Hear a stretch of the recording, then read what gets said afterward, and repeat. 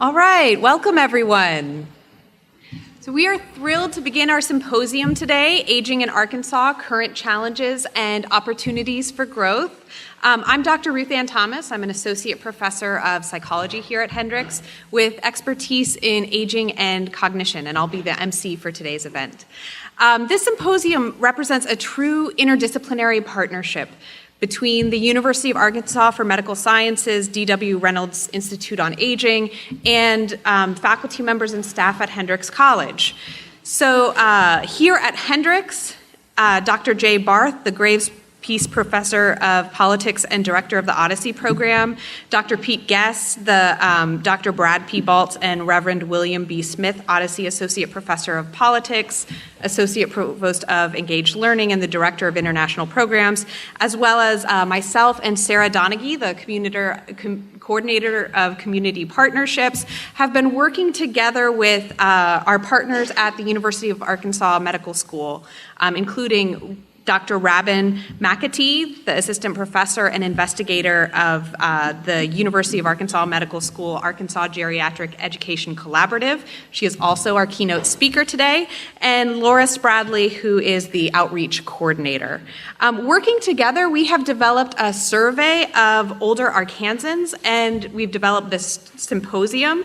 It's been such an enriching and productive collaboration so far, and I speak for all of us when I say that I'm excited for our collaboration to grow and the many opportunities that it will bring to enhance the community here in Central Arkansas, to think about the ways that we support and put some of those ways into action to support older adults in the Arkansas community.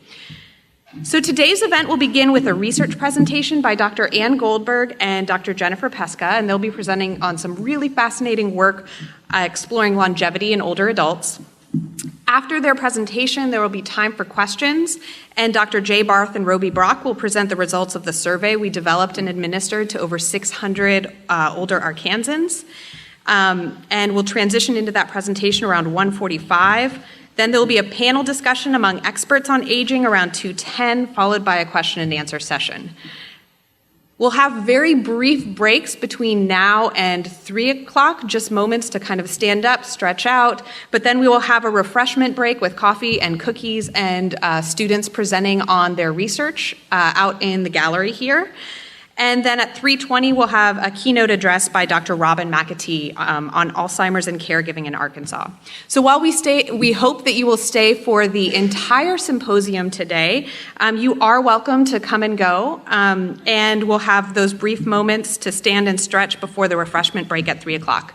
The bathrooms are located through the gallery. There's a hallway, and if you go back through that hallway to the right, you can find the washrooms there.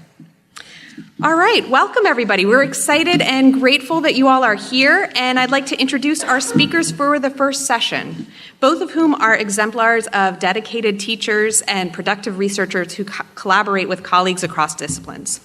So Dr. Jennifer Pesca is the Charles Prentice Huff Odyssey Professor of Psychology, and she earned her bachelor's in science from the Washington and Lee University in Lexington, Virginia, followed by a master's and doctoral degree at the University of Southern Mississippi. Her dissertation covered the effects of sleep deprivation on brain activity during the wake-sleep transition, and she is constantly encouraging our students to have good sleep hygiene. She began teaching at Hendrix College in Arkansas during the fall of '99 and teaches courses on introductory psychology, statistics, behavioral neuroscience, learning, sensation and perception, sleep, and advanced research. She is an amazing teacher. She won the 2015 Arkansas Professor of the Year by the Council for Advancement and Support Education and the Carnegie Foundation of the Advancement of Teaching. She is also an accomplished researcher. She has publications in the International Journal of Psychophysiology, Sleep, the Journal of Sleep Research, and she's presented annually at the Sleep Meeting since 1995. Her research has been funded by NASA's Arkansas Space Grant Consortium, the Odyssey program at Hendrix College, as well as the Brewer Fund at Hendrix College. She's also dedicated to teaching in the lab through research and representing the true interdisciplinary nature of the liberal arts. So in the past 5 years alone, she has collaborated with more than half of the psychology department faculty and many dozens of Hendrix students on projects related to sleep, technology use, Aging, Memory, and Personality, and she is currently collaborating with Dr. Ann Goldberg in the Anthropology department. Dr. Ann Goldberg is also a Charles Prentice Odyssey Professor of Anthropology and the Associate Director of the Odyssey Program. She earned her bachelor's at the College of William and Mary and her master's and Ph.D. from Arizona State University. Her work as an anthropologist combines a commitment to social justice through collaborative research with a lasting interest in place and identity. Her work has explored the concept of place from an anthropological perspective. She's published multiple peer-reviewed articles on the topics of place and its relation to identity. She also collaborated with Maxine Payne, a photographer and faculty member in the art department here, to communicate about place and change through the Rural Woman and Globalization Project. In other professional projects, she's also researched borderlands and globalization, particularly the United States-Mexico border. So please join me in welcoming Dr. Jennifer Pesca and Dr. Ann Goldberg in their interdisciplinary research on longevity and aging. Thank you.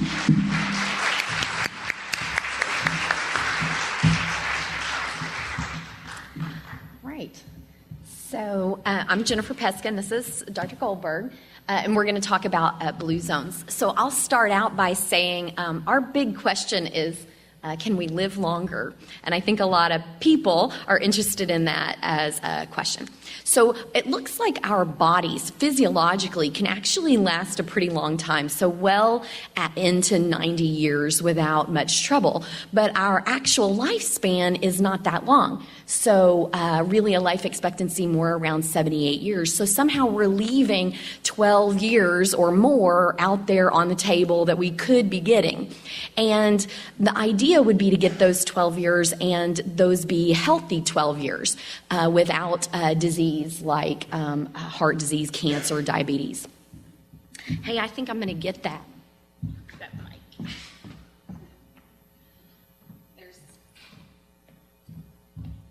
So I move around. I can't be back there. All right, so largely free of disease like heart disease, cancer, diabetes.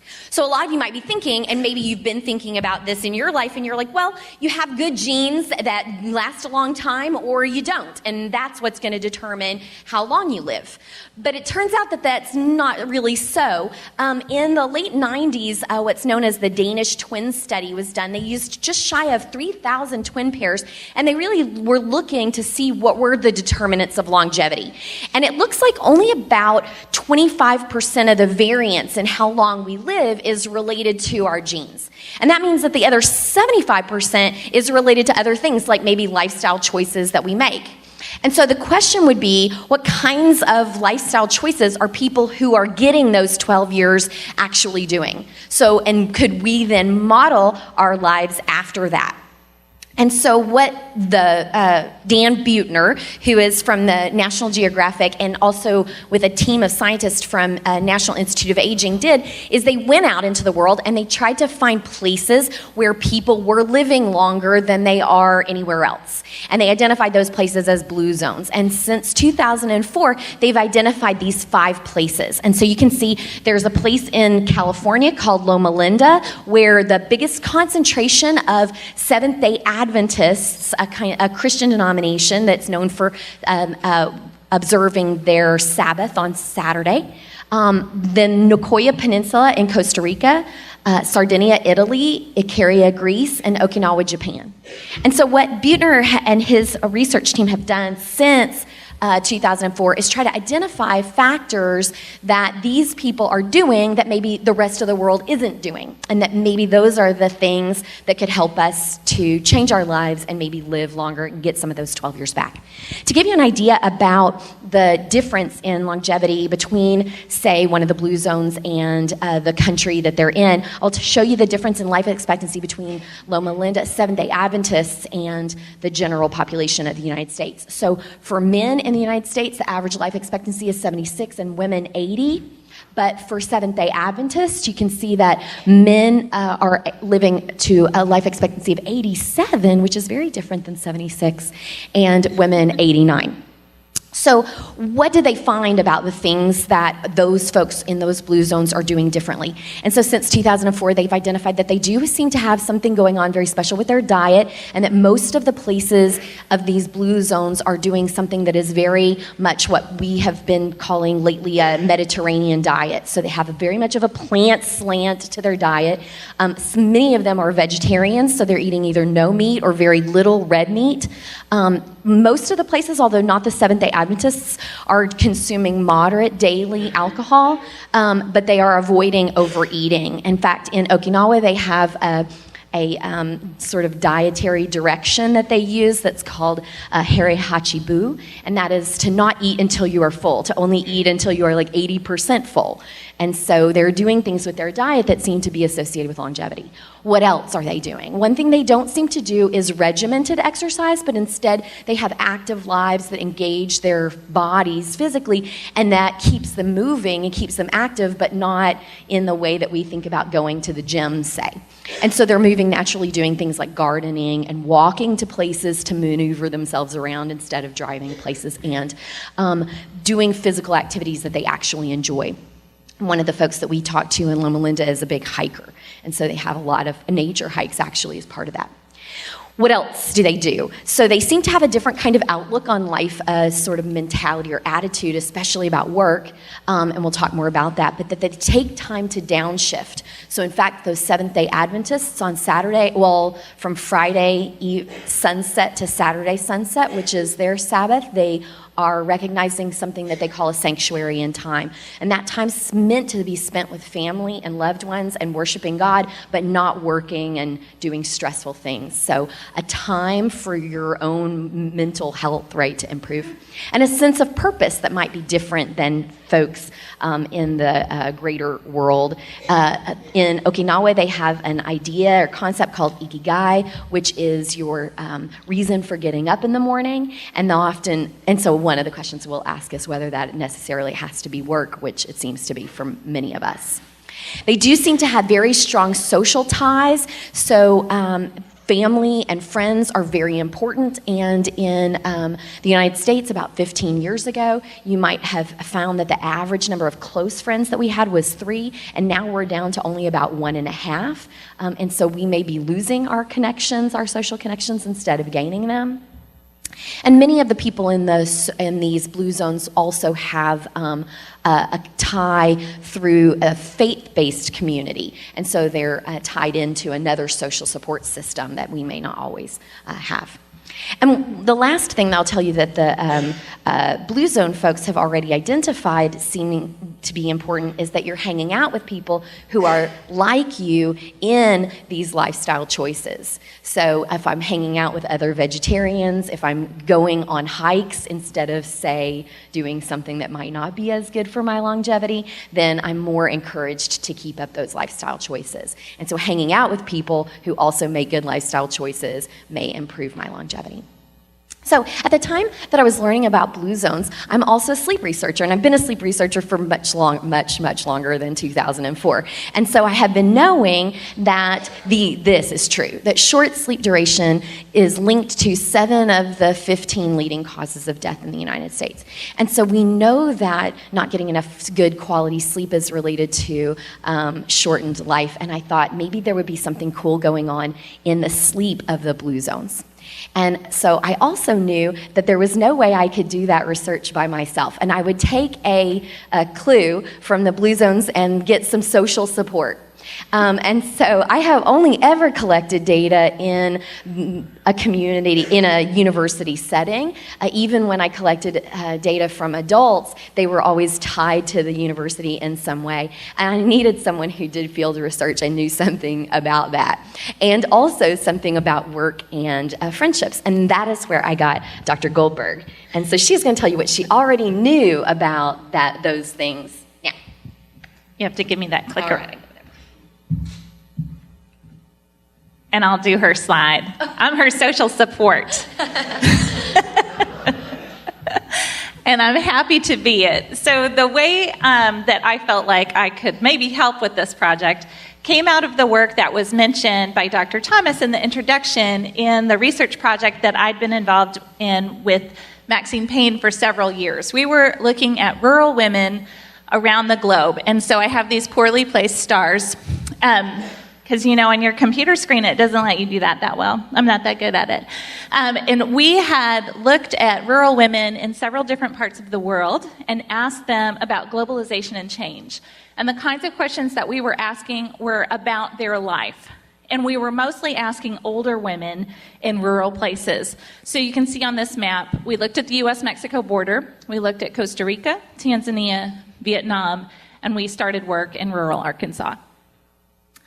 And we began in Costa Rica, but not in the Nicoya Peninsula, which is one of the blue zones, another part of Costa Rica. And we were requested to do this work by the community to talk to older women in the community, some of the earliest founders of that community. And you can see some of them here at the exhibit that we had once we were completed with our project. And some of the themes that they talked about when they were talking about their life and what was important to them came out as really striking to me as an anthropologist. One of the first things that I noticed was how important work was to women in this rural area. And one woman, you can see the exhibit in the Mills building if you'd like to read her words. She said over and over again, "I love my work, I love my work, I love my work." She loved her work. She was a coffee farmer, and this attitude toward work really came through in Costa Rica. Likewise, really strong sense of community. People mentioned that was what they loved so much, and how much cooperation within that community was a really part of all of their lives. We can contrast that with other parts of the world where we were asking the same questions. So, for example, on the U.S.-Mexico border, where we did research on both sides of the border with women in rural parts of that area, specifically in Douglas, Arizona, and Agua Prieta, Sonora, totally different themes. Women talked a lot about their relationships with men, good and bad. That we're asking exactly the same questions, but what they talked about were really different. They talked about loneliness if they were white. If they were Mexican women or Mexican American women, that didn't come through as much. But the Anglo women really talked about being alone in these very rural areas. And that was something that was a big part of their conversations with us. But likewise, the flip side of that, both of them on both sides of the border talked about independence as being really important. So relationship with men was definitely coupled with telling us about the importance of making your own way. So they weren't specifically talking about a kind of work, but how do you make yourself independent? Contrasting this to the work that we did in Tanzania, some of the themes that emerged there, over half of the women we interviewed were HIV positive, so that was a really large theme. And one of the things that came along with that were themes of distrust. So I was asking questions about relationship with family, relationship with girlfriends, people that you knew, and oftentimes people would tell me, "You have to be really careful." Now, that clearly came from stigma, right? If you are HIV positive, you have to be careful who you tell, particularly in rural Tanzania. And so friendship was important, but it was important in a very different way than we were hearing in San Luis. In Vinland, Vietnam, which is right in the middle of Vietnam, precisely in the middle, some of the themes that emerged with our interviews with older women were, of course, the impact of war. The community that we were in was bombed out of existence, and many of the women that I talked to had spent part of their lives living in tunnels underground. But also big stories of resilience, how you get through something really difficult. And I was talking to the image prior, I'm talking to two women. So the woman sitting with her knee up on the mat is 92 at the time. She's kind of flexible, envying that knee. And the woman in white above her was in her late 70s. And so they had stories that they could tell about lots of military conflicts and how they had come through those as women. And one of the other themes were hopes for their children. So they were talking about banding together with other women, but using that resilience to push their children forward. That's a big theme. So overall, what I was learning from this project were some pieces of advice that in all of these places, women after woman said. We asked a question that I love, and that is, what advice would you give to a young woman today in your community? And often they would say, get yourself your own work. Get yourself something to do. I don't care if it's cooking donuts and selling them on the side of the road. If your husband has a job, you raise some fish. Get yourself your own thing. And so work was a big piece of advice that older women were giving to younger women. And then again and again, find women you can trust. So same-sex friendships turned out to be really important in every place I was working. So all of this is what I knew prior to hooking up with Jennifer here for our project. So what are we going to do, or what are we doing? We have this Odyssey professorship for 3 years, and we're just coming to the end of our first year. And so what we have done is we have already been to Loma Linda, and this summer we'll be going to Costa Rica, and next summer we'll go to Sardinia. And what we're going to do there is, at these places, is look at these variables then, the 2 variables that Anne identified in her research, her prior research, that we think may in fact be related to healthy longevity, and those are friendships and attitudes about work. And then also sleep, which I have already talked about. And then also, as a fourth extra bonus, which I did have to really twist Dr. Goldberg's arm to add in, is we're also looking at the microbiome in these folks. So microbiome are the microbes that live in your gut, and we usually think about them really primarily as helping you digest food. And anthropologists and psychologists have largely ignored that kind of business. It doesn't seem to be related to what we're interested in, but we are now finding that the microbiome may in fact be related to all kinds of psychological variables like depression and obesity and perhaps longevity as well. And so we're taking microbe samples from all of these folks, and we'll look at those as well. So I'll tell you what we're going to do for the rest of our talk is tell you what we found so far in our very small look at the folks in Loma Linda, where those Seventh-day Adventists are. And so what we did when we were there, we took 4 students with us, and we'll show you a little picture of them later, but we interviewed and collected data from them from a set of both Seventh-day Adventists and also some in that area non-Seventh-day Adventists. And I'm going to show you some of the differences that we found in these variables between those sets of folks. And so we just have 13 Seventh-day Adventists and 6 non-Seventh-day Adventists that we have this preliminary data for so far. And so first of all, I'll show you that we asked them about their social support. So as we look at friendships, and what we found was the Seventh-day Adventists were significantly higher on their feelings of having good social support. They answered questions like, I feel like I'm getting as much affection as I need. And they were more likely to answer those questions positively than the non-Seventh-day Adventists. When we asked them about their roles, what we call high social contact roles, so how many of these 12 roles that are listed over here do you actually play? And with someone that you are talking to regularly, so frequently during, say, a 2-week period. And the Seventh-day Adventists were more likely to have high contact roles, so they would have 7.3 on average as opposed to 4.2 for the non-Seventh-day Adventists. And when we talk about how many people are in those relationships with you, not just whether you have that role, but how many people you're actually interacting with on a regular basis, and the Seventh-day Adventists were interacting with about 32 people compared to only about 20 people from the non-Seventh-day Adventists. So definitely we see some support already in our very beginning that suggests that there's something special about those folks in the blue zone and the social support that they have.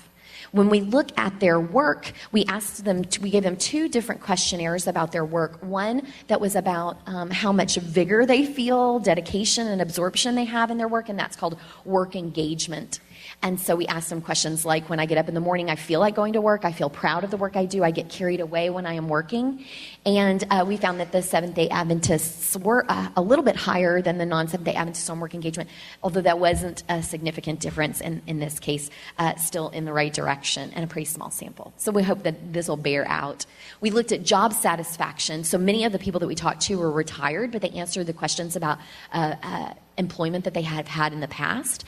And we found that the Seventh-day Adventists were, in fact, more satisfied with their jobs than the non-Seventh-day Adventists. What about their attitudes towards sleep? So we asked them questions like, how do you feel about this statement? People who take naps during the day are lazy. And if you answered the series of questions that in a way that a sleep researcher would not like, I called that a bad attitude about sleep, and you scored high on this measure. So scoring high on this measure is sort of the naughty place to be, and I would hope that you would be low. And the Seventh-day Adventists had lower scores on this, meaning they have a better attitude about sleep than the non-Seventh-day Adventists, and that was a significant difference. When we looked at their actual subjective sleep, so how do they think that they're sleeping? So not just what are their attitudes, but what's their actual sleep like? Again, just because sleep researchers are weird, high scores are bad and low scores are good. And so when we asked them during the past month, how would you rate your sleep quality overall? The Seventh-day Adventists are saying somewhere close to fairly good, and the non-Seventh-day Adventists are closer to fairly bad. And that's a significant difference. Also, we looked at something that sleep researchers called sleep efficiency. So sleep efficiency is how much time you actually are asleep divided by how much time you give yourself for sleeping, so how much time you're in bed. And then we turn that into a percentage. And in fact, very much like grades, you hope that you have a high percentage on sleep efficiency, and very much like grades, an 85% is good and higher than that, and not so good lower than that. And when we look at Seventh-day Adventists versus non-Seventh-day Adventists, we find that Seventh-day Adventists, on average, those that we talked to, had an 88% of their sleep efficiency, and the non-Seventh-day Adventists were at 72%. And by the way, just to remind you, 85% we think about being good, and below that not being so good. And so that's kind of really, not just are they significantly different, but also above that 85% mark. Sadly, we also sent them home with a device to sleep with. So those questions about sleep were them telling about their feelings about their sleep, like what do you think your sleep is like. We also sent them home with a device that lets you look at some EEG channels and monitor their device in an objective measurement of their sleep. And so far, we have not seen significant differences in their actual sleeping in the objective measures. So there may be something about how you think you're sleeping, or something that maybe we're missing in that one night or 2 nights of capturing of sleep. So it does look like we have some evidence so far in our quantitative data that suggests that social relationships are different, that their work happiness is different, and also that their sleep is different. And I'll let Anne tell you what she's found out from our interviews, a qualitative kind of research from these groups.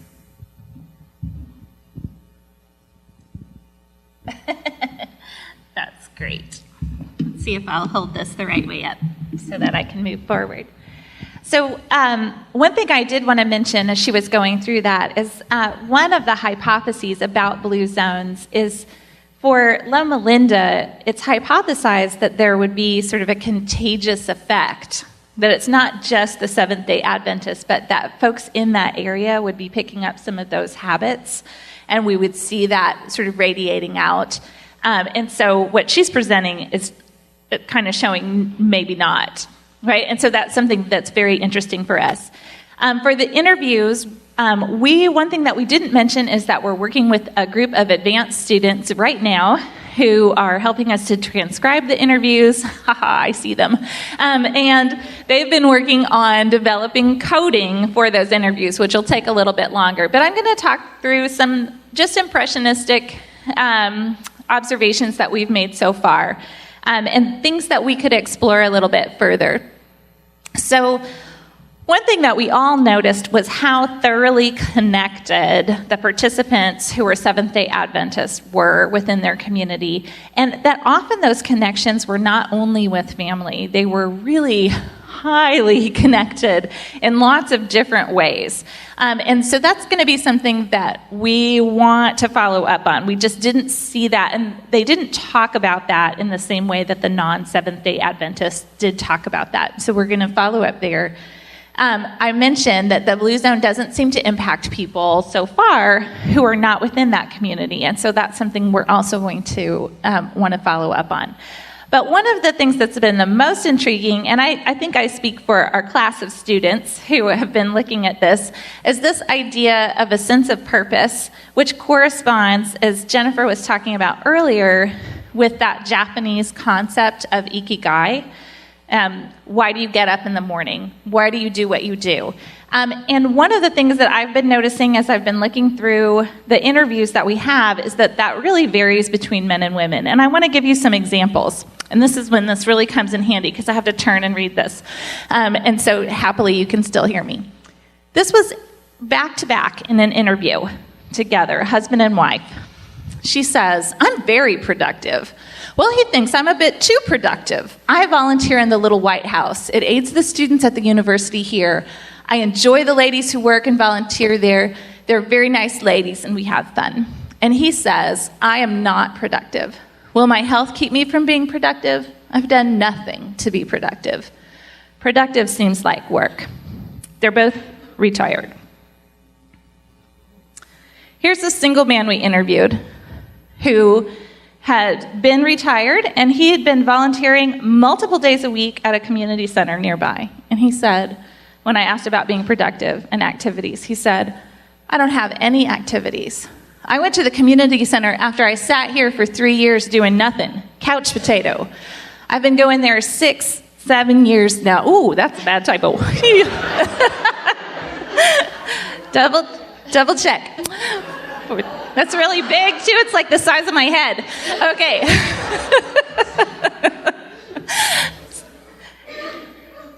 What to focus on is that he's been volunteering multiple days a week, all day for 6 or 7 years, but he feels like he has no activities. Maybe it's the sex.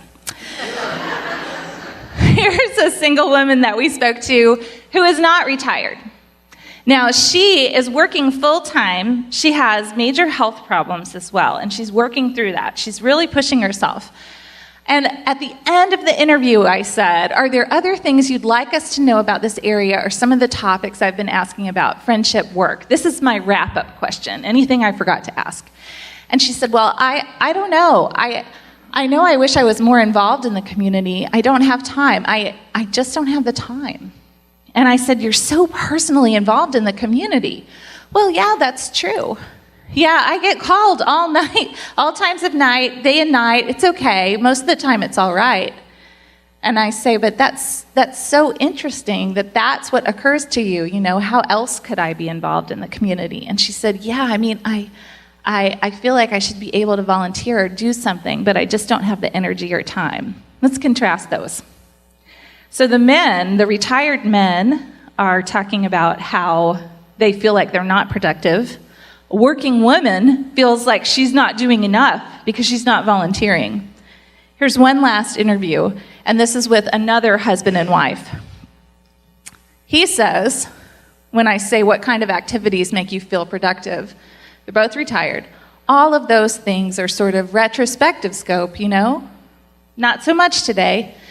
No, today is day by day, just relishing the beautiful sunrises and the things, the roses that bloom, those kind of things, and and his wife interrupted him and said, "No, that's fine. Speak for yourself. That's great."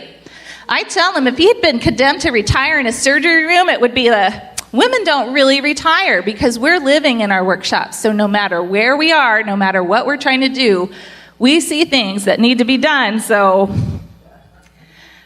one of the things that I would like to explore, right, is this idea of what matters, what counts.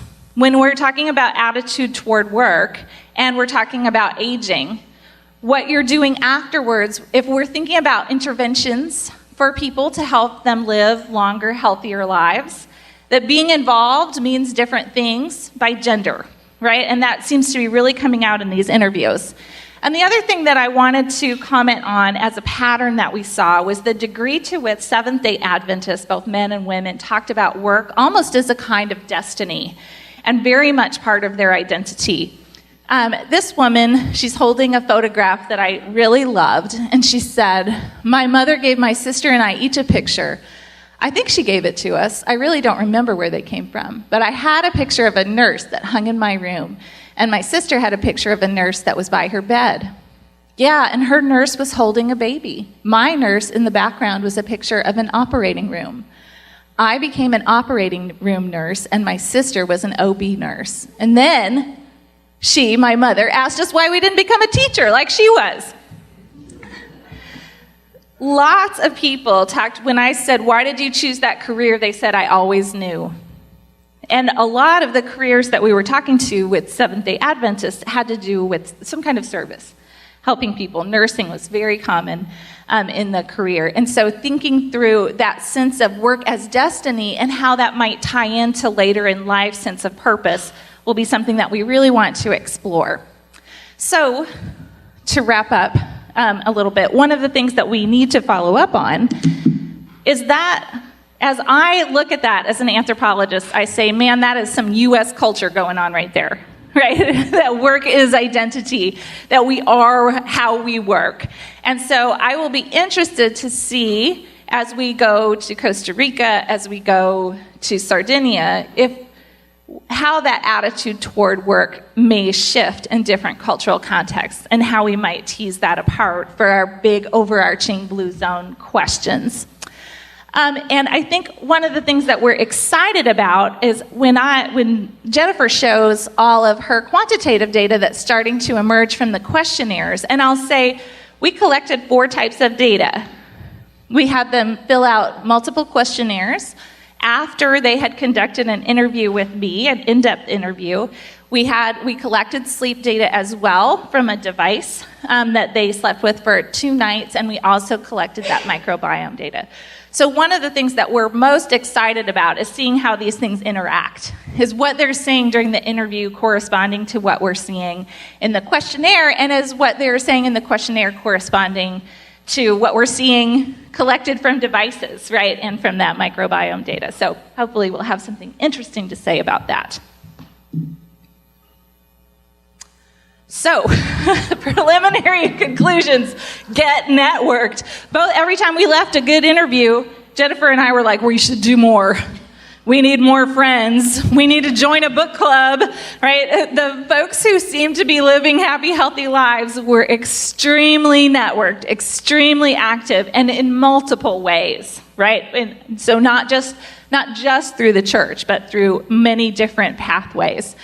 And then again, as I said, looking at the way in which we might need to consider gender more explicitly as we move forward.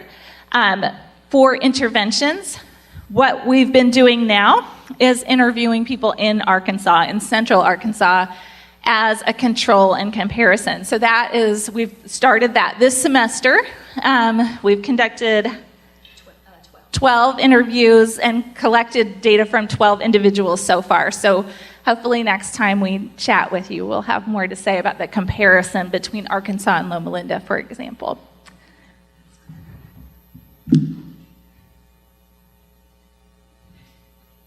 And look, there's some people in the audience who look like that. So we want to say a big thank you to the 4 students who came with us to the Loma Linda data collection. They were invaluable. Bailey Jennings-Wells, Emily Madden, Becky Sherman, and Cora McCain. I know 2 of them are here. You can wave and take credit. Do it. They're awesome. We're so grateful to them. And of course, we do want to thank the Odyssey program and the Odyssey professorship named for Charles Prentice Huff in particular. And we'll conclude.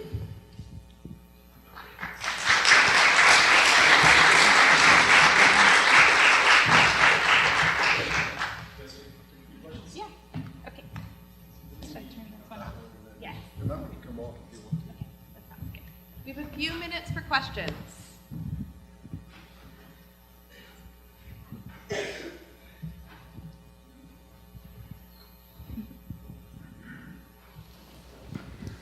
how did you settle on Seventh-day Adventist in Loma Linda as opposed to Southern Baptist in Connecticut?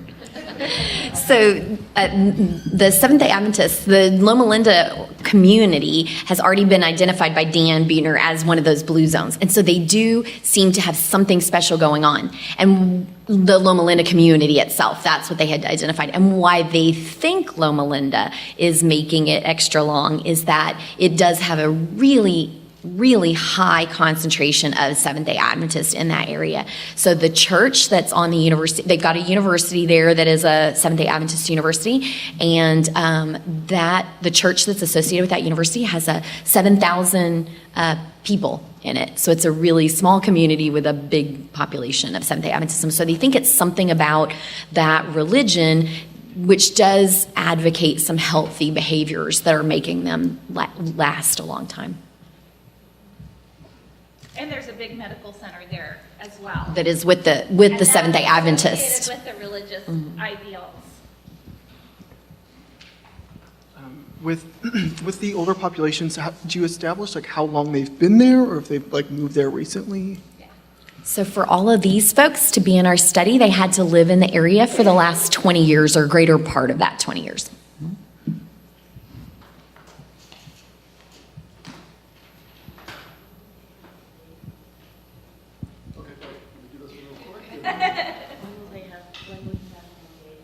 When will you have more data? Sure. So we'll be collecting through this next year for the Arkansas part, and then this summer we're going to Costa Rica, where we'll do the same thing in 2 different parts of Costa Rica, one in the blue zone and one outside, and our goal is 20 participants in each of those. So by the end of the summer, we should have a lot more. Hi, my voice is kind of scratchy. With the decline in social interacting down to 1.5, do you guys tie that to like Instagram, Facebook, and all that stuff that now the people are getting involved in nowadays? You're going to love this answer. We got yelled at by one of our participants in Loma Linda for not having a question about social media on our questionnaire because he was so networked through social media, particularly through Facebook, which, as you know, college students don't use that.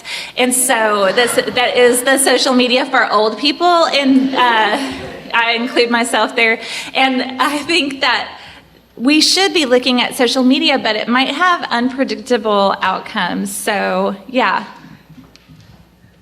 I remember reading something that we are more disconnected because we're just pretty like, if you are on a bus, everybody's head is just down, and we're not talking or interacting with each other. So I was wondering if you guys are seeing that. I think I see that even among our students. When I first started teaching, I'd come to class and the students would be talking amongst themselves and really talking about, who knows, not necessarily the class. But now when I come in, they're all just looking at their phone. And I do think there's been some really interesting anthropology on the overlap between social media and interactions through that, and then through face-to-face, and looking at the ways that those sometimes come together. And so I would argue that it might not be as simple as disconnecting us, because you might know you read something on somebody's Snapchat and then you saw them and it changed the way that you interacted with them. But I know my students also talk about the pressure of when you are texting with someone, you can be very witty, right? Because you have 2 seconds and you can think of the funny thing and then you can write the funny thing. But then when you're out with someone, I see some faces of recognition. When you're actually out with them and you're like, I'm not that witty, give me that 2 seconds back. There are some interesting ways. We don't want to see social media as totally pulled out from face-to-face interaction. And so I'll be pushing us to think about that in a more complex way. See a big hand. I don't think I need a mic. Do I understand correctly that you're using Arkansas people as a control group, kind of? Are you still looking for volunteers? Yes.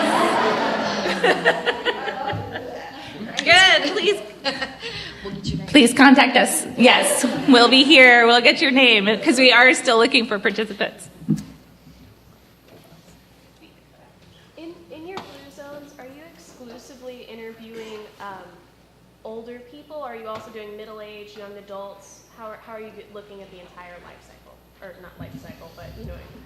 It's such a good question because how we define older, and we gave a lot of thought to this and then we kind of disregarded our thoughts on it because there's such a big difference between someone who is 55 and someone who is 90 in what they're experiencing.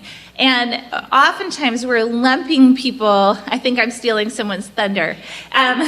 So we thought, let's look at people who are 55 to 75 because we'll catch people who are still working and we'll be able to think about that, but we'll also be thinking about people who are retiring. But then we're super tempted by people who were much older than that because we want to hear about those stories too. So it's something that we're wrestling with our own research design. But there isn't, and this is something within the field of aging that I think everybody could talk about. How do you define what old is and how that varies cross-culturally?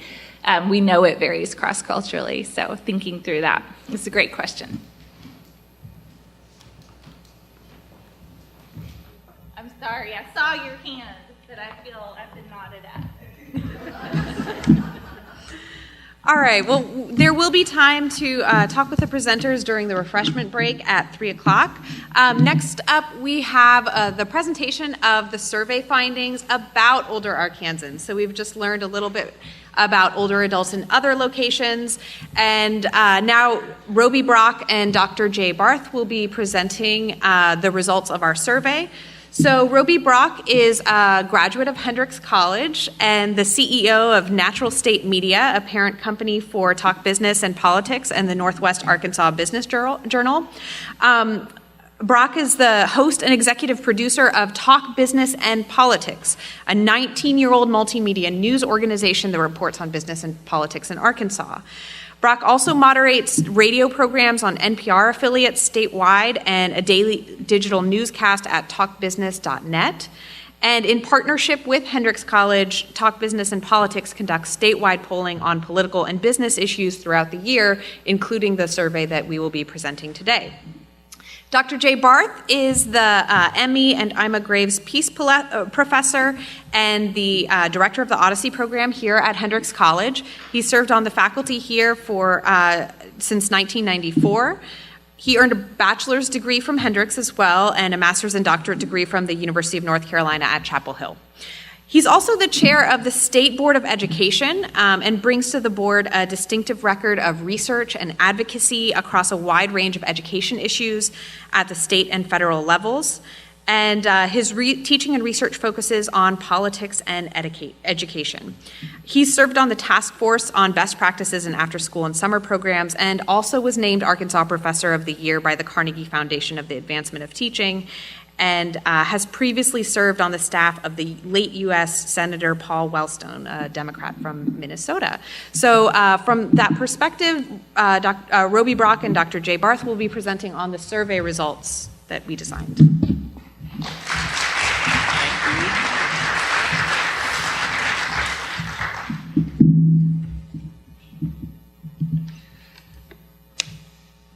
can pull that one off if you want to. I'm going to stand at I'm going to be a podium guy today, and you're going to be a wanderer today. So that's weird. All right. So as Ruth Ann said, Talk Business and Hendrix have been doing survey work in Arkansas for this entire decade, and most of the work that Roby and I do is really focused on statewide samples of voters, really thinking about their attitudes on issues of the day, and then of course their attitudes about the campaigns that are ongoing at a particular time. But in this survey, we really focus on a subset of Arkansans, those that are 65 and above. We carried out this research early last month, so about a month ago. We have a very healthy sample of Arkansans, 622, which gives us a really nice and small margin of error. These folks, we did compare those who were kind of early in that period after 65 to 74, and then those that were 75 and above. And you can see that we had a slight majority that were in that older range. Just to give a little more, I knew I should have let you drive. Well, we missed a slide here. Okay, I'm going to stop. There was one slide in there. I was just going to talk a little bit about the demography, the other aspects of the demography of the sample. We figured out?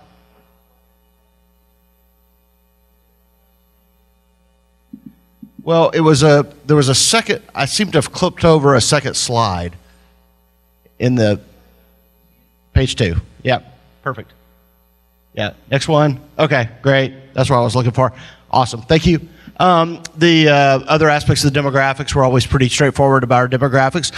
We've got a slightly white sample, overly white sample here compared to the Arkansas population, but not dramatically so. And then we do have a slightly skewed female sample, but of course we know as we get older that there tends to be some skew in the population. We also wanted to be sure that we had a really good representation of the entire state, and so we did do some weighting on the 4 congressional districts. And just to note, we have 2 Arkansas congressional districts, the 1st and the 4th, that are very rural, in fact, some of the most rural districts in the nation. And then we have 2 districts that are more urban and suburban, the 2nd and the 3rd, the 2nd here in central Arkansas. All right, so we're going to go back and forth with the results, and then Roby's going to kick off with the first question that we looked at. Yep. All right, you can hear me fine? So I think just kind of my general conclusion on the overall survey, just to kind of put some general context in there, is that older Arkansans are more optimistic than pessimistic, but younger people ought to pay more attention to them, so get off my lawn. That's kind of my takeaway there from what we see.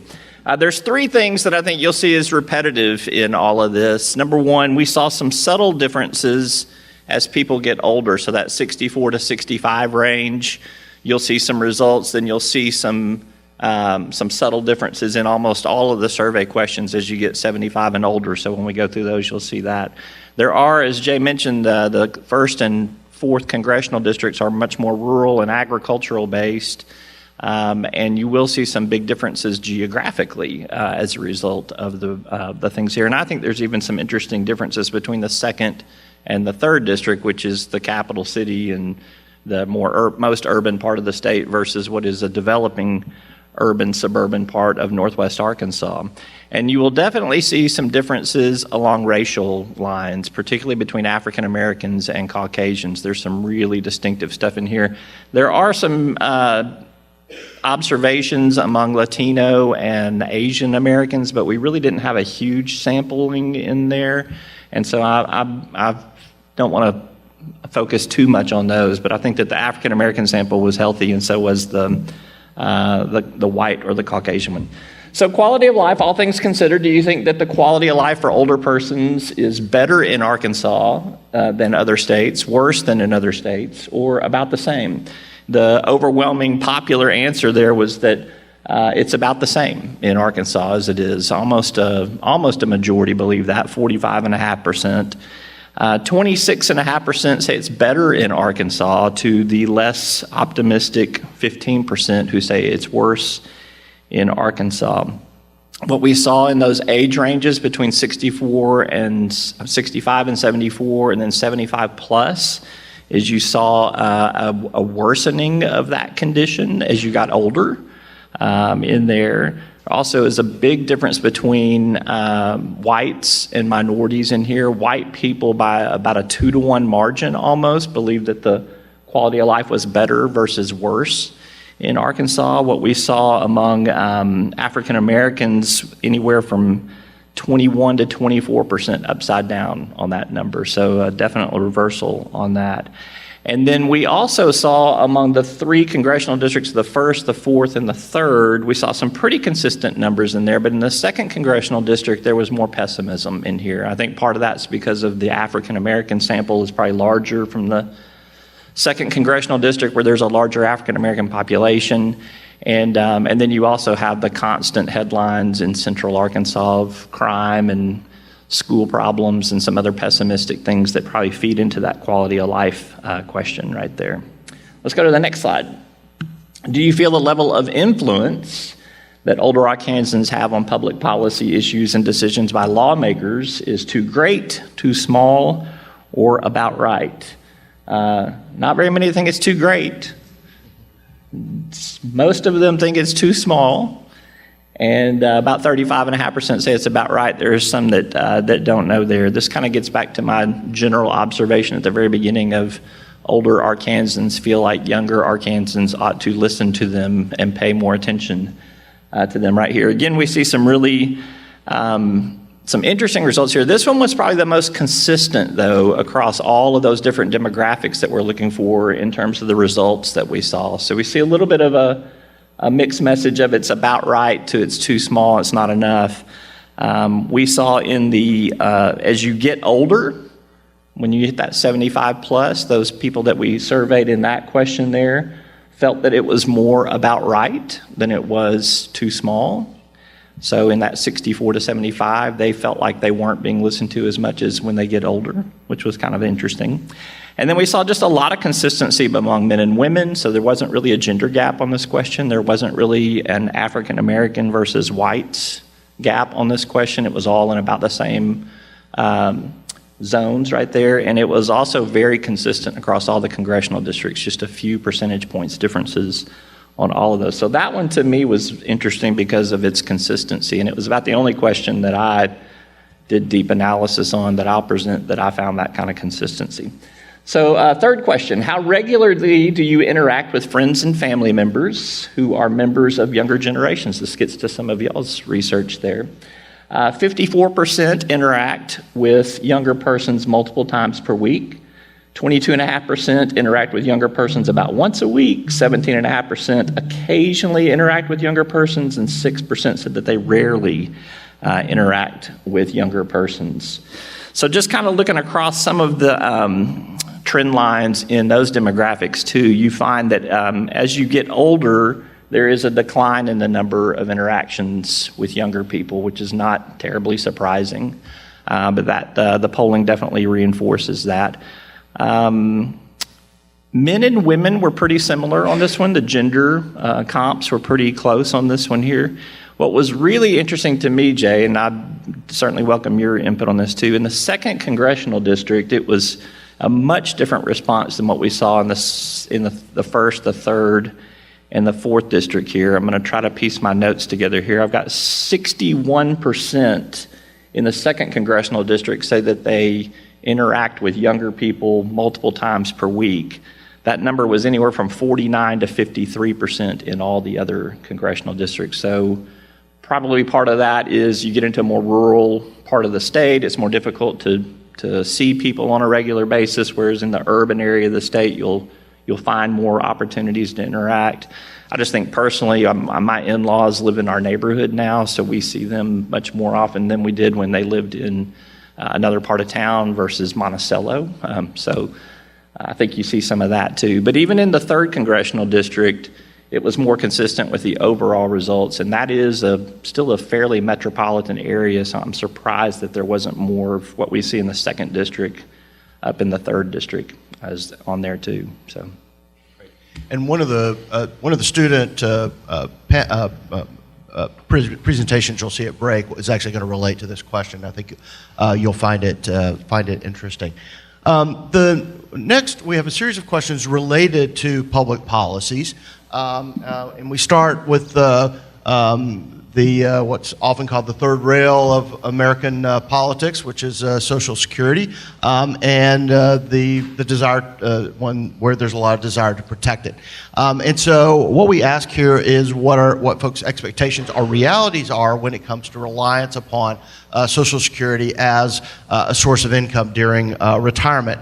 And we can see just how truly reliant or how much folks expect to be reliant upon Social Security in their retirement years. Healthy majority saying it's going to be a major source of income.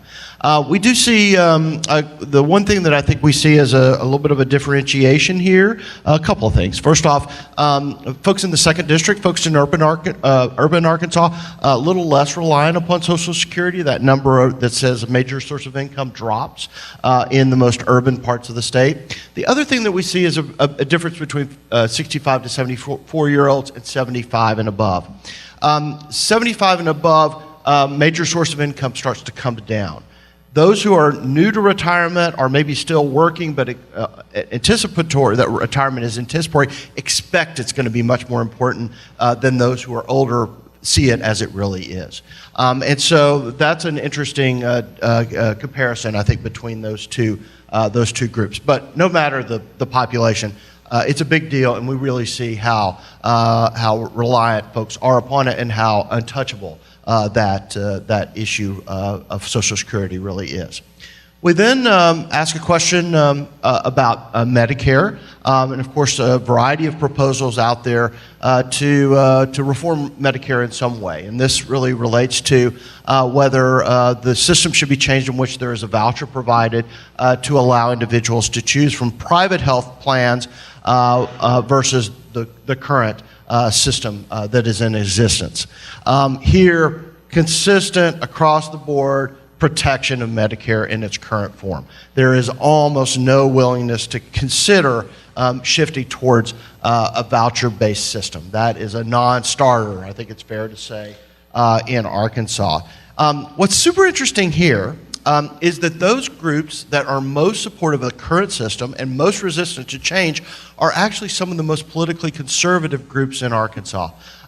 Whites are much more protective of the current system, males much more protective of the current system. So that was kind of an interesting, somewhat counterintuitive outcome, is that we would expect those folks to maybe be more willing to go with a private system, a lot more resistance to that. I think if we had asked, do you want Medicare for all to this age group, we would have gotten a resounding no on that one. So yes. From the conservative nature of the final question on policy that I want to look at also relates to Medicare and relates to this gap in drug coverage that often develops, this thing called the donut hole, or nicknamed the donut hole. And the question being, should drug manufacturers have to pay a higher share of costs for medicines to help fill that hole? And again, quite consistently, really across all groups, a lot more willingness for drug companies to pay a higher share of the cost so that donut hole can be filled. It's one of those questions that there's almost no variation across subgroups. This was very consistent and very high supermajorities when it comes to this question. And I like donuts, so. All right. All right, so we asked a couple of other economic issues to the respondents in the poll here. Some older Arkansans have a will and other key documents that put their affairs in order, while some others do not. Do you have a will or other documents that put your affairs in order? I did get an email from someone that apparently knew me that got asked this question in the poll and was deeply offended that we asked if he had his affairs in order or not. I wanted to tell him he was anonymous. I'd have never known if he hadn't identified himself to us, but he did nonetheless. We see, I can't decide whether I'm proud of this number or comfortable that this is the number. I mean, almost 3/4 say that their affairs in order. That's good, but that's still 25% of affairs are not in order as they get older in life, and so that is worrisome to me from just a business perspective there.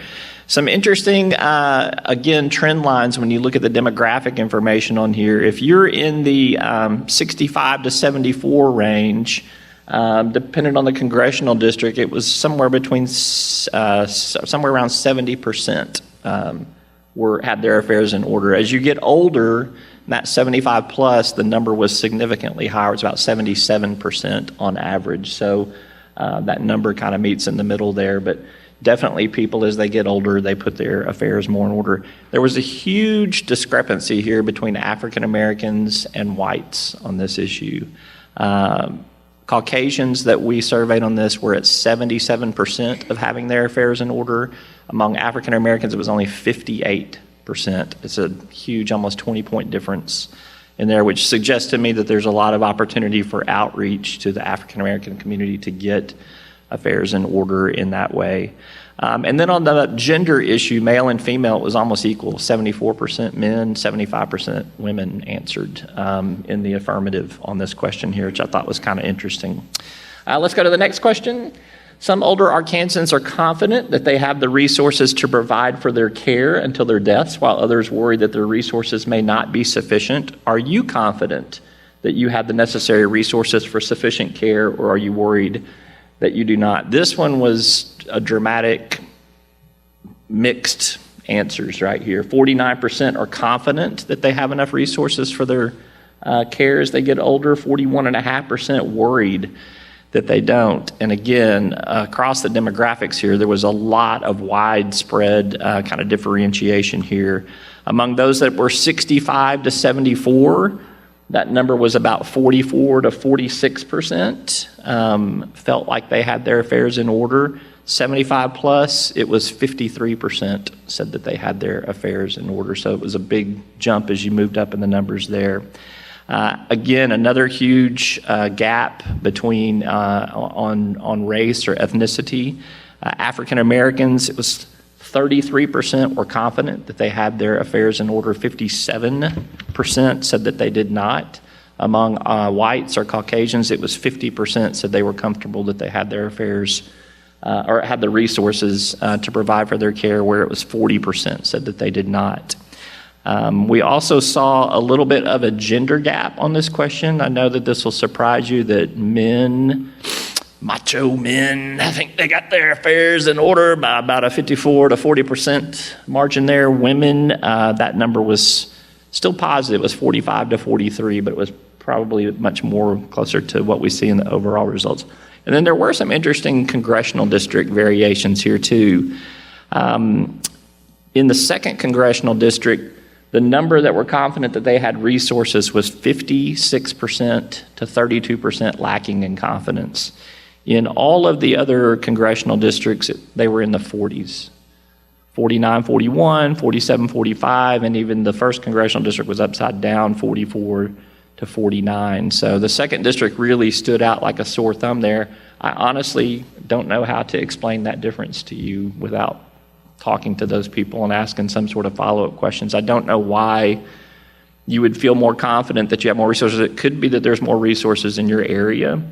I know that the pickings do get a little slimmer in more rural parts of the state, but there are a lot of nursing homes and assisted living facilities pretty much in every county. So that might attribute as to why people had that reaction.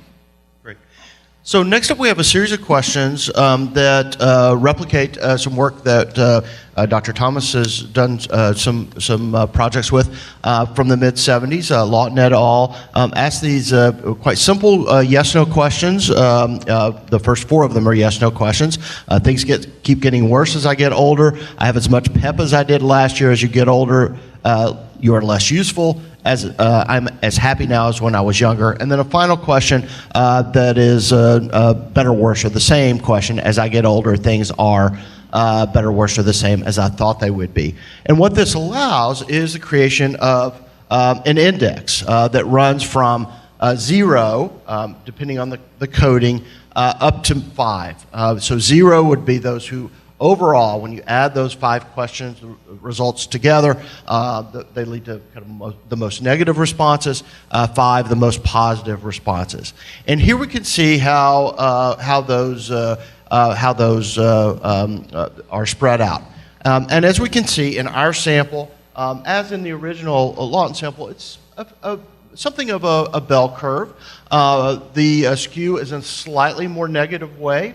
That said, this sample of Arkansans is actually slightly more positive than the original work that was done. There is a slightly more skew in a positive direction. So Arkansans of this age are feeling a little bit happier about the aging process, have slightly higher self-perceptions of aging.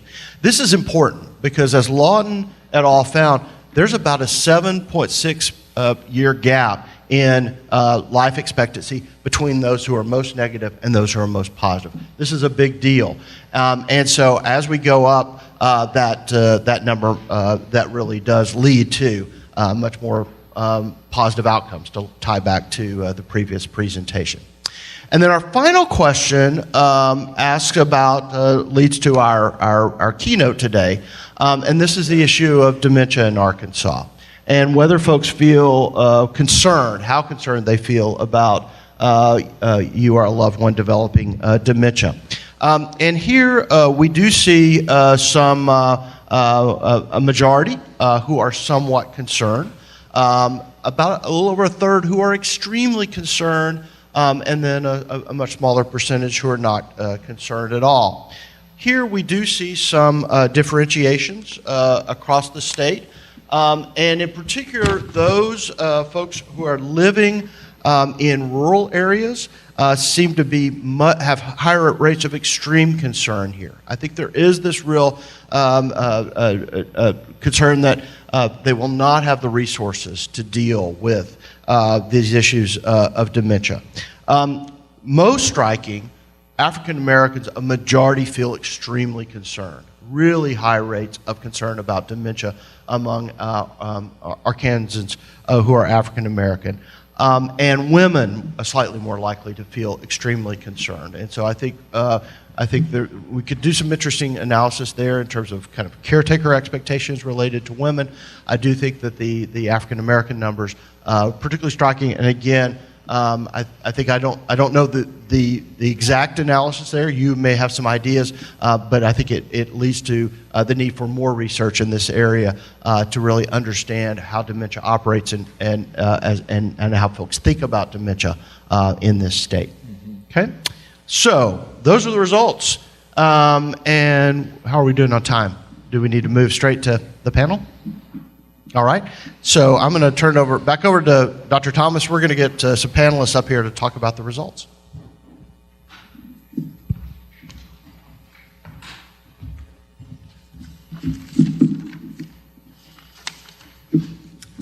All right, so to discuss the results of this survey, we have 3 panelists who are all experts in aging, but take a slightly different approach to thinking about and talking about aging.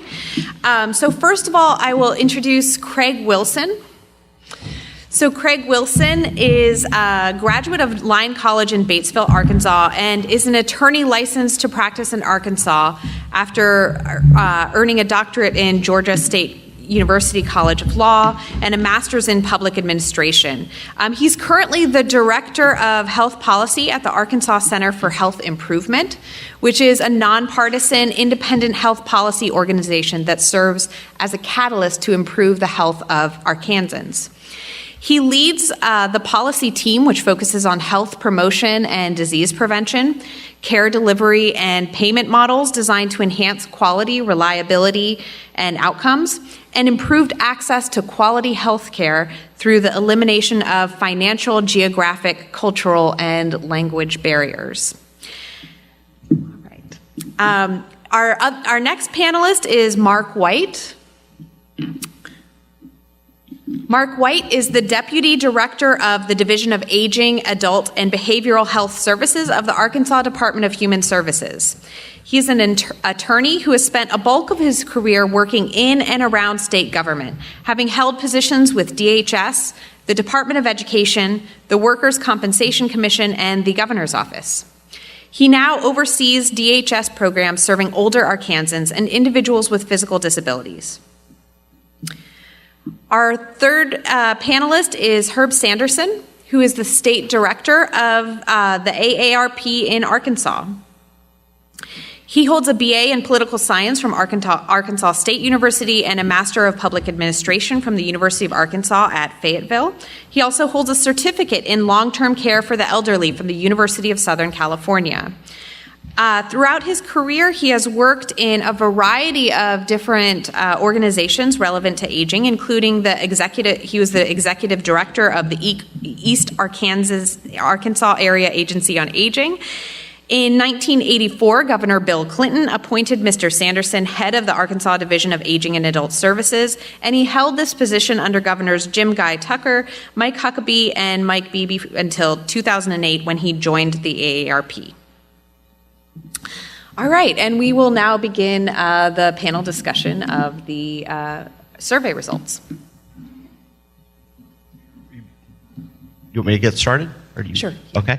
So I guess I'll just turn it over to the panelists for reactions of any sort, kind of your initial reactions, things that stood out to you. I knew I should not have sat in this seat, but it's too late now. The one thing that did stick out to me was the age differences. We have it split into two age groups, those who are 75 and over, those who are 65 to 74, which roughly corresponds to the dividing line between the silent generation and the baby boomers. And in particular, when you look at some of the crosstabs, that older generation is somewhat more optimistic about quality of life in Arkansas, about the influence of senior citizens. And I can't help but wonder the extent to which that is a reflection of their life experience, those things they've lived through. And of course, that certainly has policy outcomes for us, because we are starting to see that the way that older generation prefers to receive services and are willing to access services is very different from baby boomers. And so we're starting to learn some of those differences and learn to change how we deliver services to help reflect that and to provide those needed supports for those individuals. I think one of the interesting things that stuck out to me was the question about Arkansas, the quality of life for older persons being better in Arkansas versus other states. And not just from a policy standpoint, but from a personal standpoint. I know my grandmother, who is in these age categories, I think the significant difference that you saw between urban and rural areas is reflective of the ability, the capacity, the affordability, and the desire of older Arkansans, their travel experience. My grandmother has never had the desire nor the capacity to travel to other places. So I think that's something that is an assumption that you have to look at with that question. I think separately, one of the interesting things that I also noted was, of course, I go to the financing piece because that's where I live right now, and I've worked with both of these guys. Herb sits on our board at the Arkansas Center for Health Improvement, and I've worked with Mark both at the Department of Education and the Department of Human Services on multiple different policy initiatives. But that's where I sit. So the question about whether Medicare should be maintained in its current form was a big one for me. I think the level of inertia that you see to change just among the older population, but more generally in entitlement programs that have been around for now 60 years, is something that is hard to overcome. Whether or not a voucher program is something that's understandable for older Arkansans is a key issue. We have Medicare Advantage in Arkansas, which, although it's experiencing some growth in Arkansas, is a privatization of the Medicare program and has not had the uptake in Arkansas that you've seen in many of the other states. I think we're around 22% right now for Medicare Advantage. So even venturing out into the Medicare Advantage space for Arkansans has met with some level of inertia. So some idea of a premium assistance program or a voucher program, I think, is reflective of that inertia that you see in Medicare. And I think historically what we've seen politically is that any attempt to change Medicare is met with vitriolic gnashing of the teeth, right? The last time that it really that Congress really attempted to do that was when Newt Gingrich tried to do it, and you had all of the conversation about Medicare tactics and that we're going to make Medicare insolvent unless we changed it, and yet we haven't seen that, and we continue to hear those discussions, but that politically I think is untenable.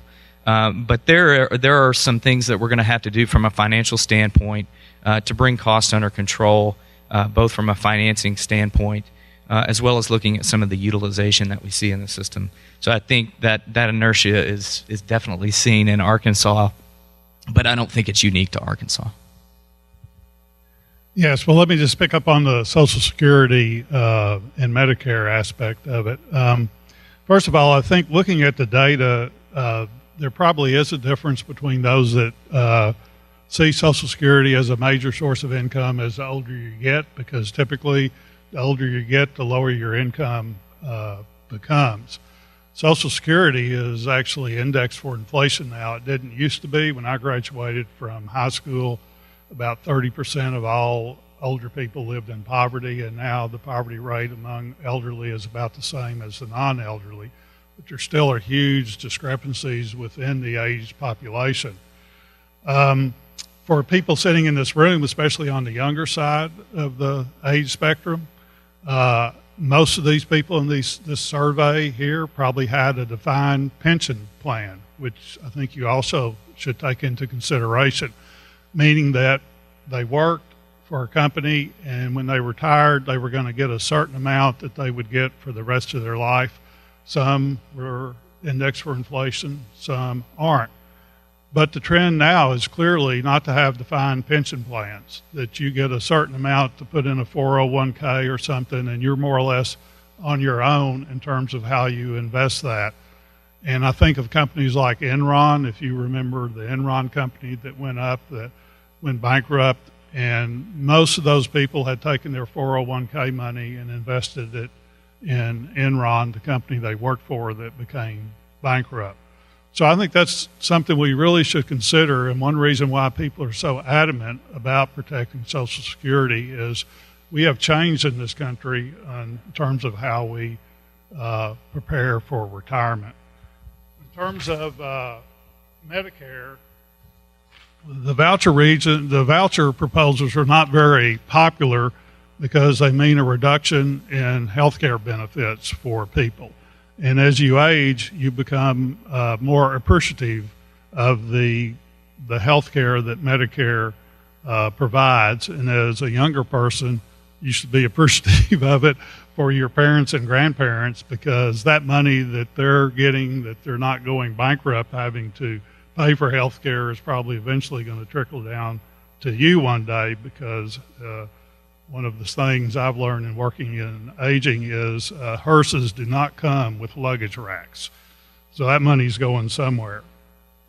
There is a great need in this country to control health care costs. There is not much of an appetite among us that use health care or those sitting in policy positions.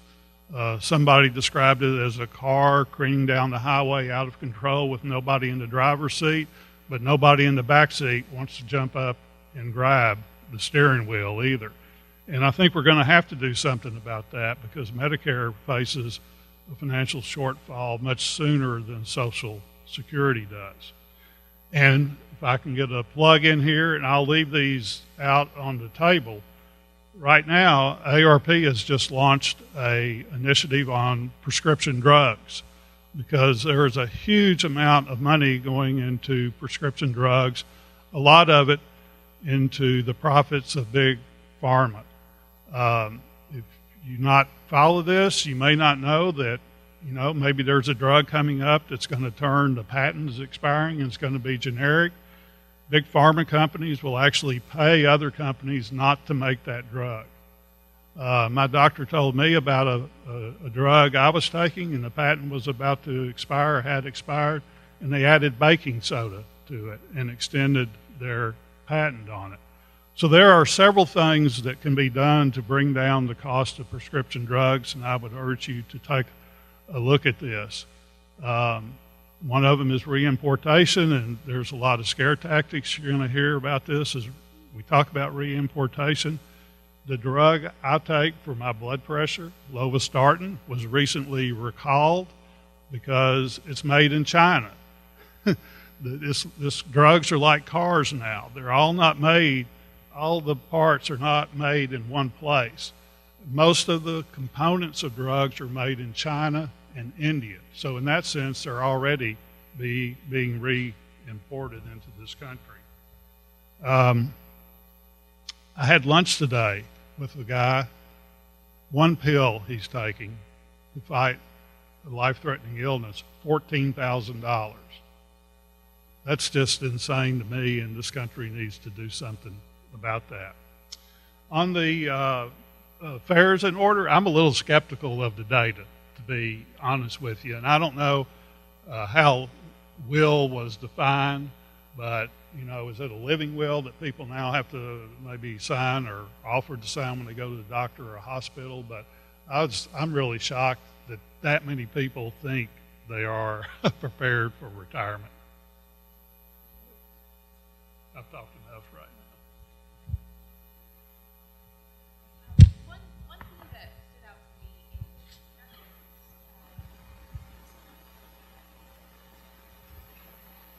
No? Okay. There we go. All right. So one of the themes that seemed to emerge was the distinction between the patterns of results between the rural areas, congressional districts 4, and the more urban areas. And so I was wondering about the differences that we saw both in Social Security and then extreme concern about dementia in terms of the types of support within the community that you all may be able to speak to. You mentioned a life expectancy difference in your discussion. We know that there's a life expectancy difference from Benton County in northwest Arkansas to Phillips County in southeast Arkansas of more than 8 years. And I mean, that's enormous. And we see that even between zip codes in Arkansas and some of the other states. This rural-urban divide, I think, is going to be a significant issue as we move ahead with the capacity of our health system.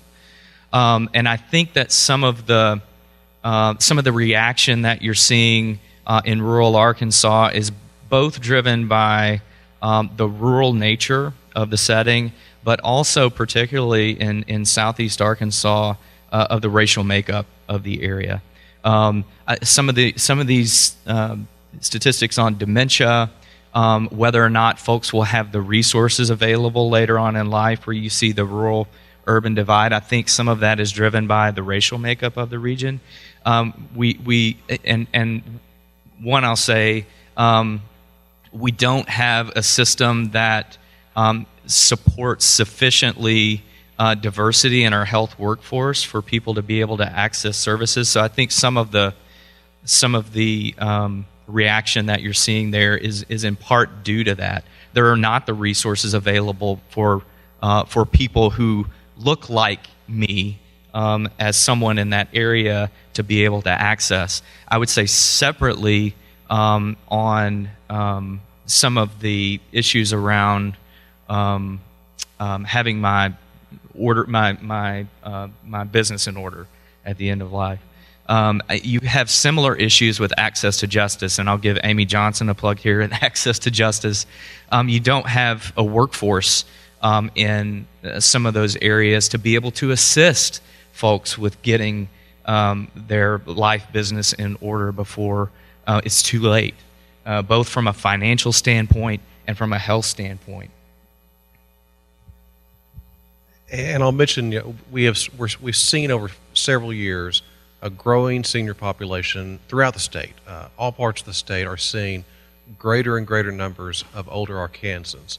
And that's not a surprise. That's been anticipated for many years, and policymakers have talked about it and tried to plan for it. I think what wasn't quite as anticipated was the changing nature of the different areas. So we are seeing growth in South Arkansas, for example. We're seeing growth in Northwest Arkansas. But the growth of the older population in Northwest Arkansas and Central Arkansas is much greater. And so what you see is this greater and greater imbalance between rural areas, especially South Arkansas, where you have a population that is distinctively older and poor. And they're in the areas that already started out with a disparity in resources, and they're the ones that need the most resources. And that is a continuing challenge for us as policymakers.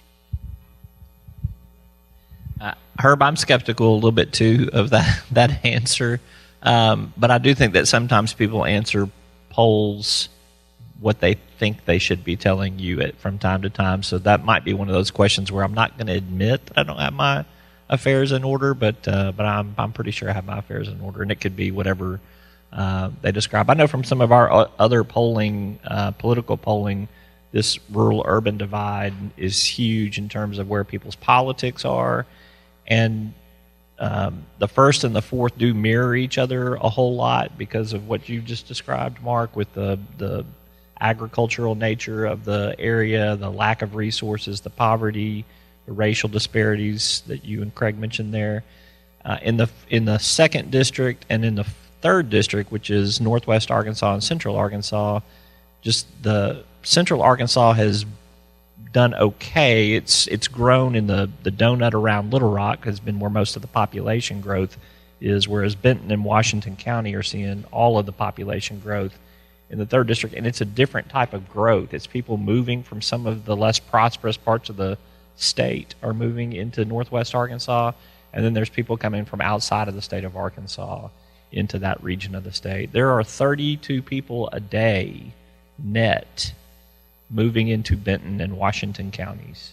It's almost 1,000 people a month. That's counting births, deaths, and people moving in and moving out of the region. It's almost 1,000 people a month. That's 12,000 people a year. That's been happening since 2014, and there doesn't seem to be any end to it. So the growth in that region is just going to continue to put a strain on those resources. It's growing in political influence, and it's going to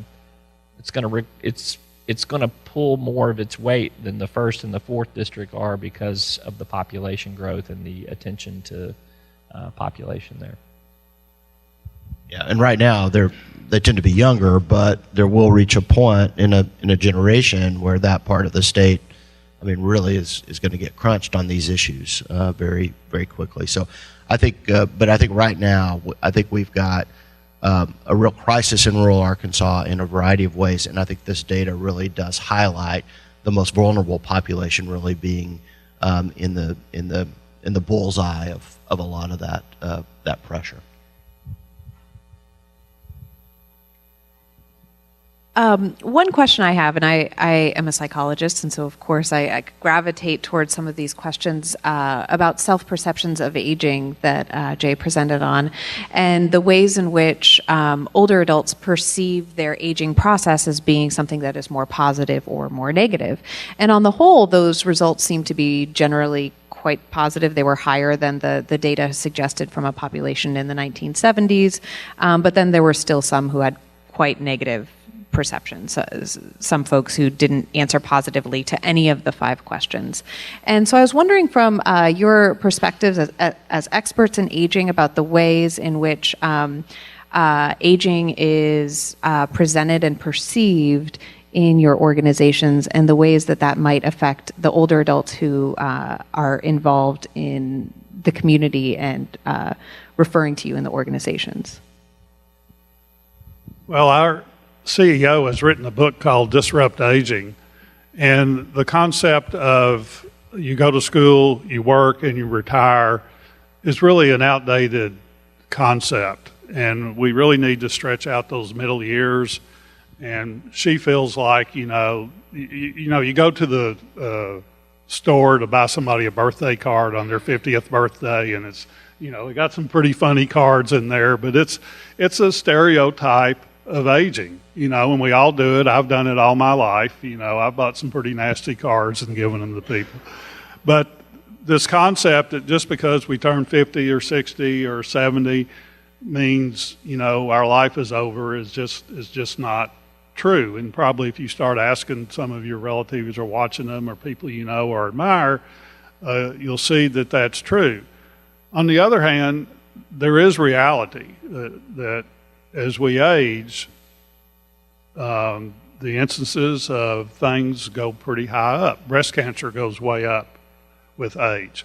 A lot of things happen when age. Alzheimer's, Arkansans, all these things tend to happen in older age. So some people, not everybody experiences aging the same way.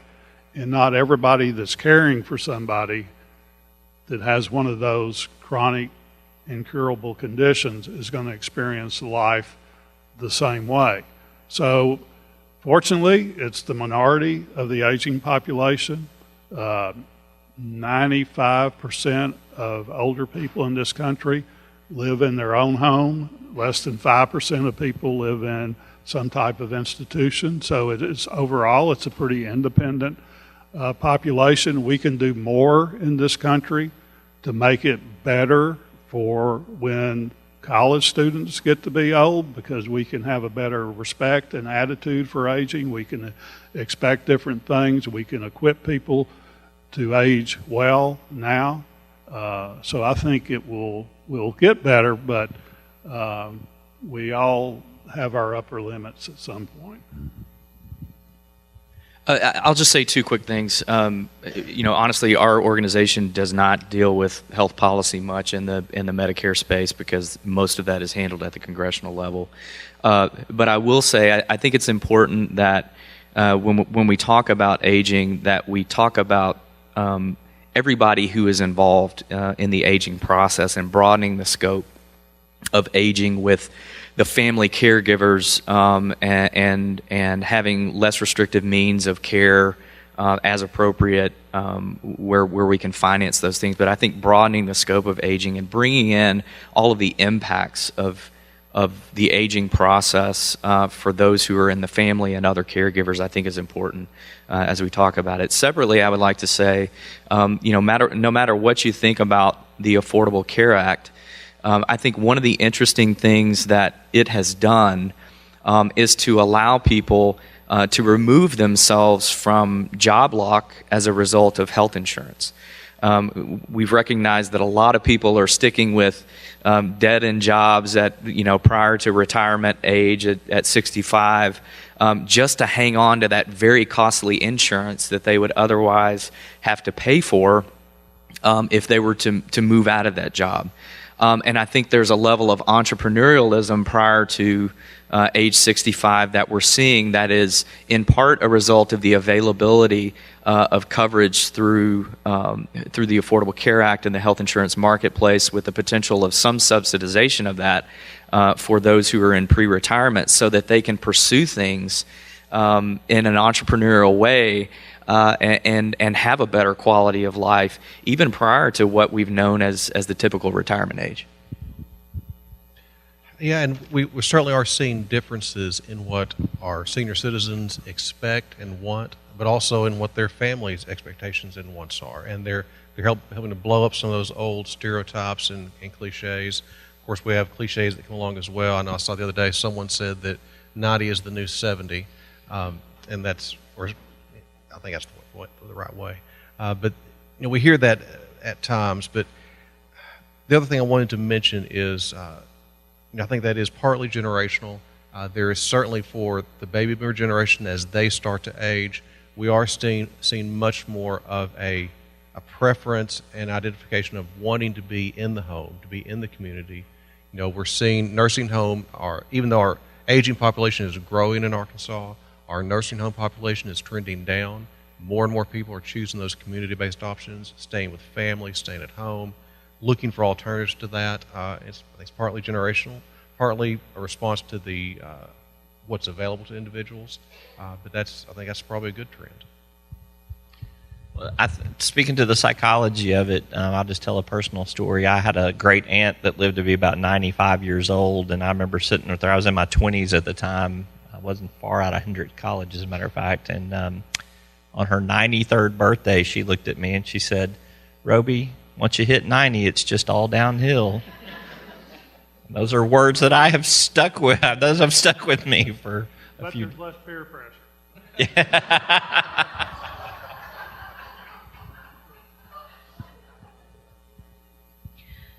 All right, we'll be transitioning to the question and answer period for the panelists in just a minute. But before we do, I wanted to just ask an open-ended question to see if y'all had any concluding thoughts or things that you wanted to raise about the survey results before we move on.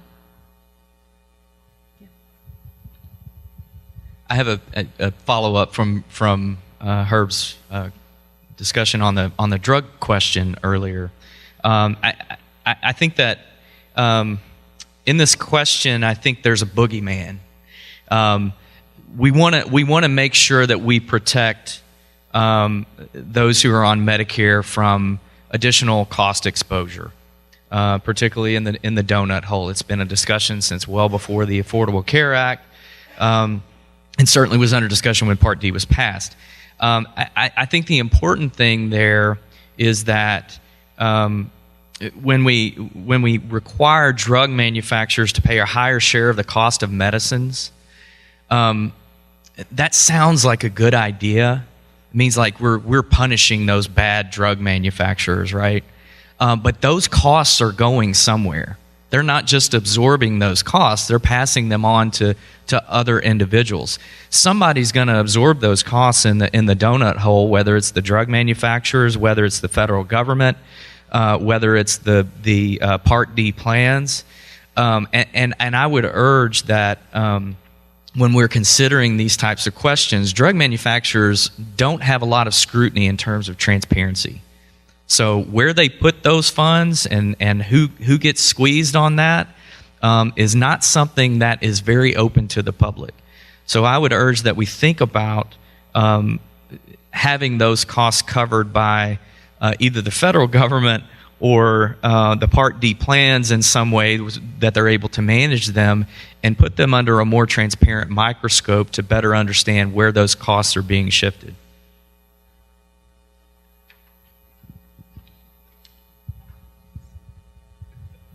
Okay, I encourage you to pick up my flyer. There are ways to cut the cost of prescription drugs themselves, not put the manufacturers out of business. Your question was about now I've forgotten what the question is, but what I encourage you to do is become more engaged and think about aging more with your family and friends. Talk to older people and get to know somebody in a real way and help understand their experience in life, and set your goals high for how you want to age. I think I've said all I've got. So. All right, so now we'll move into the question and answer period. So if you all have questions for the panelists, you are welcome to just grab our attention and we'll come around with the microphones.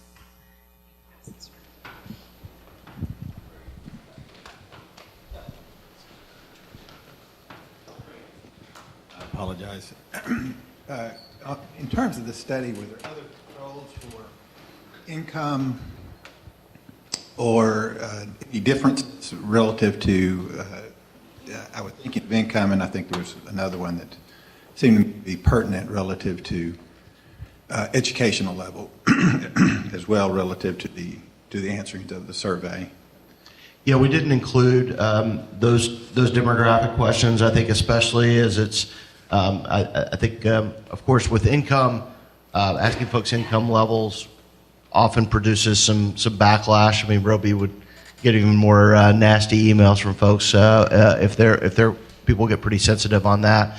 I do wish we had space for educational attainment. We were obviously pretty constrained in terms of how many of those demographic questions we had to ask, but I think those were probably we lost some information that could have been gained about differentiation there for sure. So we didn't ask either of those. We have in previous polling, but we can't do it in every polling. It means we got to subtract some questions somewhere. There's just only so much attention span that we're going to get from folks on a phone call, and worried that we were getting pretty long on the ones that we have already. It's one of our longer surveys. Yeah, it is a very long survey by our standards, and we did get good response. And I think it is actually a lesson learned that we can maybe get away with a little bit longer survey than we had thought. I do think that older residents tend to be more tied to landlines, and that's really good for us in our work. And we were able to get pretty good response rates in one night, which is pretty exceptional for us. We usually have to go 2 nights with surveys like this.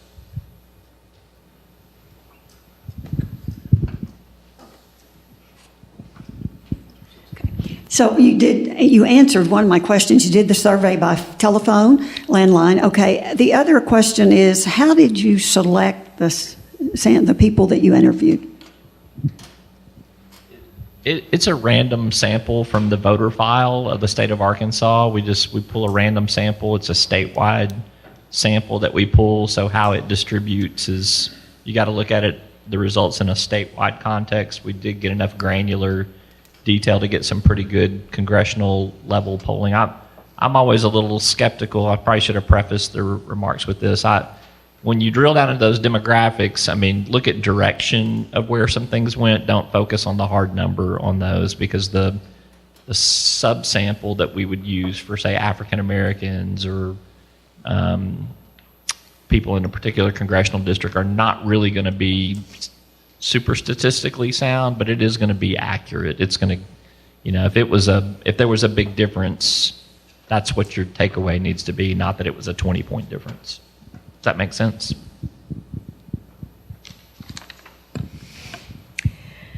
I think y'all left out some of the most important things.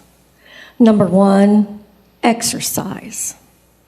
Number 2, your eating habits. For instance,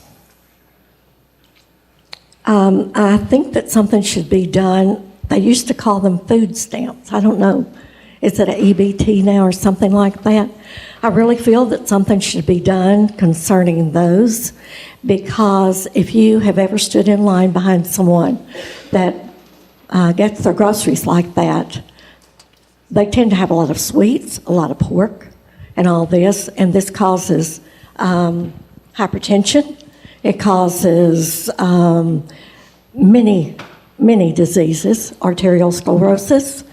And so I think that those should be limited to healthy foods. Cut out the potato chips, which has a lot of salt in them. And let's add more vegetables, more fruits. And let's limit what they can eat if they cannot choose to eat correctly themselves. That helps with the government as far as Medicare. I do want to speak about Medicare Advantage, because my husband's company, gave the employees insurance whenever they retired. And we have always been very pleased. Medicare would be our primary, and the other insurance would be our secondary. This year, the company chose to go with a Medicare Advantage. It is horrible. It is paying very little. It paid $1.65 on one of our tests. And I was saying to my husband, I don't see how doctors are surviving, because they cut their costs so much. And we are still having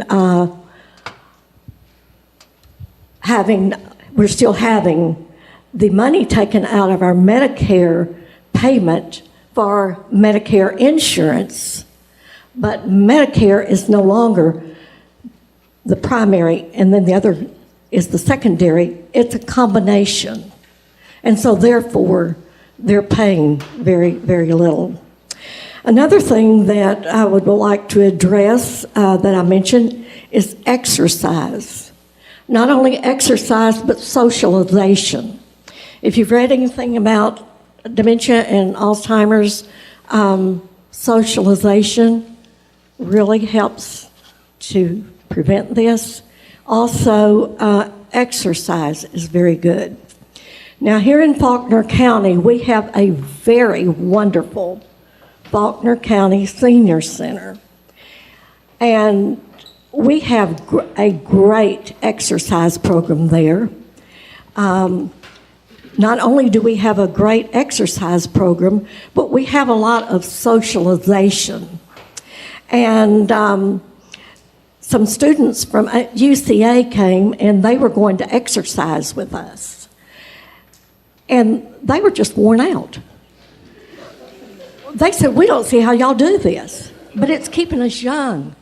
And Sherry, our leader of our exercise, makes it fun. We have drums alive. We have silver sneakers. We have strength training. We have balance training. We have boot camp. Some days we think she's going to kill us, but so help me, we go back again for more because it makes you feel so much better. So what we need to be looking at the way people eat to preserve their health. We need to be looking at exercise. The Senior Center has the most wonderful people there. We have made a lot of wonderful friends, and they give a hot meal for $3. Where else could you get a hot meal for $3? And I have talked with several, especially widows who have recently lost their husbands, or it's been a few years, and they said until they started getting out and coming to the Senior Center, they were just sitting home and just wasting away. I think that ties back obviously to a lot of the Blue Zones presentation, and I do think that if we have the opportunity to do future surveys, I think you're really hitting at some things that we do need to ask in terms of some tangible things about quality of life. I think there's also a poster after the break on food insecurity, Yes. which I think will be interesting. I'm going to turn it over to these guys to talk about Medicare Advantage a little bit. I do want to say I am a registered nurse. I worked ER for 28 years and other areas, and I worked till I was 68 and a half. My husband worked till he was 74, and if computerized charting hadn't gone in, I would have still been there. But anyway, I appreciate y'all for listening to what I had to say. I'll just say I think certainly access to physical activity leads to immensely better quality of life for individuals. I think we need to be thinking about diet and physical activity in the life cycle, much more so than just access to physical activity is just the investment in active transportation, in walkability in our communities. And I think our localities, our municipalities, our counties need to be thinking about investments in walkability and in the built-in physical environment to promote both physical activity and interaction, social interaction, so that we're better engaged in our communities. If you look across a community, it's rare that you see sidewalks anymore that are laid out in blocks. We're urban sprawl and all these other things, and certainly in rural communities, they haven't invested as much in walkability and the physical and built environment. And so I think looking to our localities to reinvest in these things to improve our quality of life and our health outcomes at later stages in life is going to be critical. Just on that one point, ARP has an initiative called Livable Communities, and we're very happy that the new mayor of Little Rock has just appointed a commission, and Little Rock is planning on becoming a livable community that does a lot of those things that Craig just outlined. We hope to talk to the mayor here in Conway about Conway doing that as well. Just one note on the Medicare Advantage plan. For those of you all going into the workforce in the future, companies used to provide health insurance in retirement. That's becoming much more rare now. Medicare Advantage people elect to go into that unless it's a situation like you had, and it's become popular. However, your tax dollars are still supporting your Medicare Advantage plan, because Medicare pays a good portion of all Medicare Advantage plans. But it's a really changing world out there with healthcare, and you all are going to live through a time unlike anything I think we've seen in the past.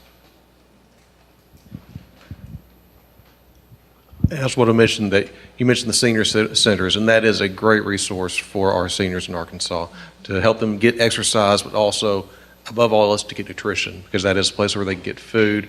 You know, food insecurity among our seniors is a real issue, and certainly we're doing what we can to try and address that, but the senior centers are the first line of defense there. And if I can put in one plug for that, if you're looking for a way you can help, of course, certainly senior centers are always looking for volunteers, other ways of help.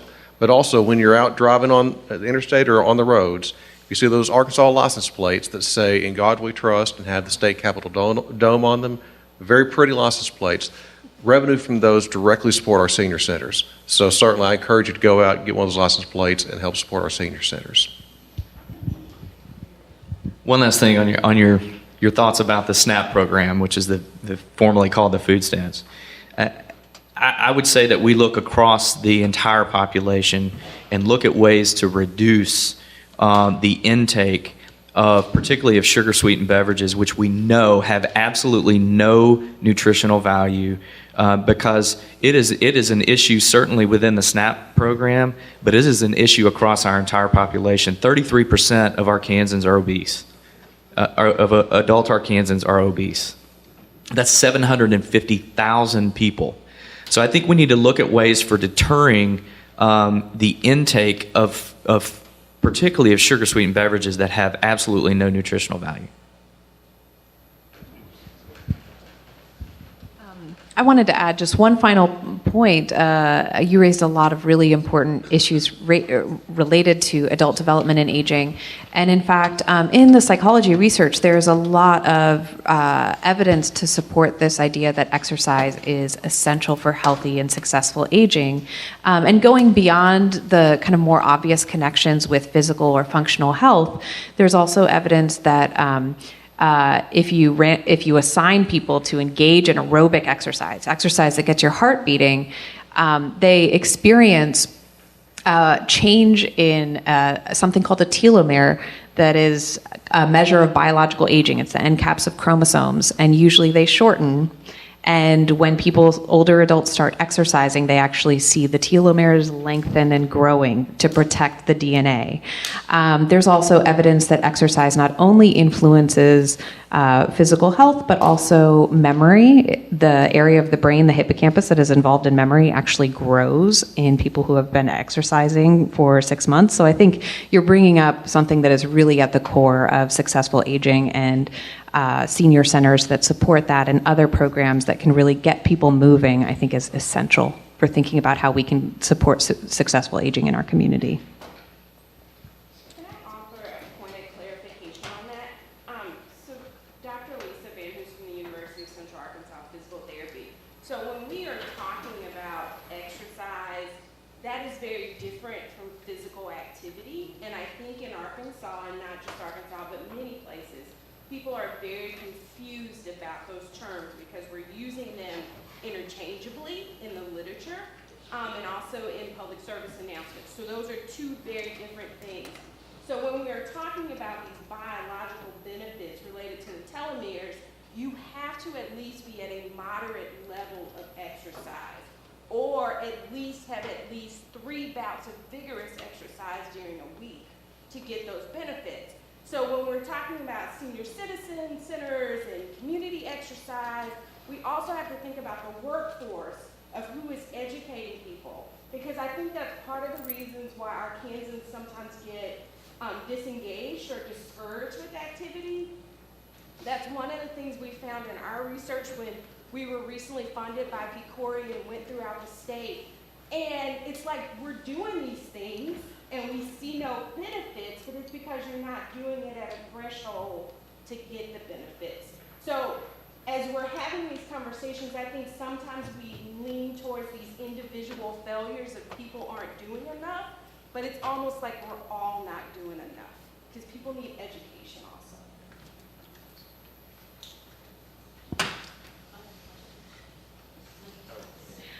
We'll have time to discuss more questions during the refreshment break. So we'll have about 20 minutes. There's coffee and cookies. Please help yourself. And we'll come back around 3:20 for the keynote address. And please visit the posters by Hendrix students as well that can elaborate on some of these points.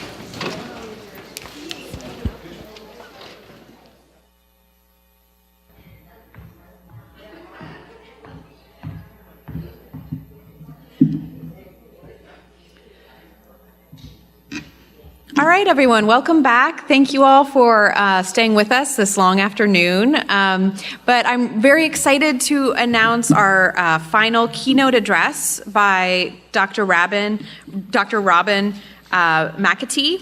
She's the primary investigator and the project director of the University of Arkansas Medical Sciences Arkansas Geriatric Education Collaborative. This is a geriatric workforce enhancement grant from the Health Resources and Services Administration Health Services. She's a health services administrator and educator with a variety of different experiences, and she's been focused on studying older adults in particular for the last 20 years.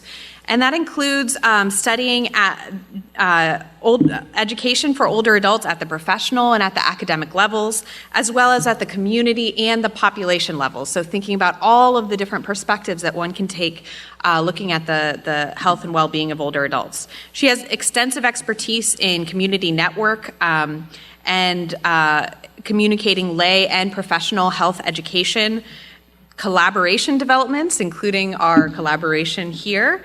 And she's worked with community regional healthcare systems to operationalize 7 senior health primary care clinics and 8 community centers on aging to provide education to older adults, healthcare professionals, direct care workers, family caregivers, and students in rural areas. And so I think a lot of the themes that we have touched on throughout today's symposium really connect to Dr. McAtee's expertise and experience. She's also worked extensively with the National Foundation to bring in almost $20 million in caregiving training in Arkansas, which is a really essential need as more older adults are experiencing dementia and need caregiving from family members and friends. So without further ado, I invite Dr. Robin McAtee to deliver our final keynote on dementia and Alzheimer's in Arkansas.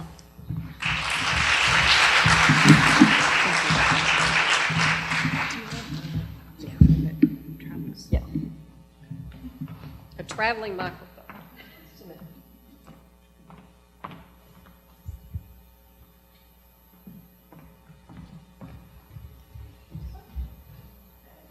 These aren't mine. You saw mine earlier. So somebody else in there? Oh, I guess. Well, thank you for having me today, and thank you for staying this whole time. I know it's been a long afternoon. I'm going to talk to you a little bit today about aging and about dementia and about caregiving. And as soon as we get this thing going, do I need to do something, or are y'all doing it?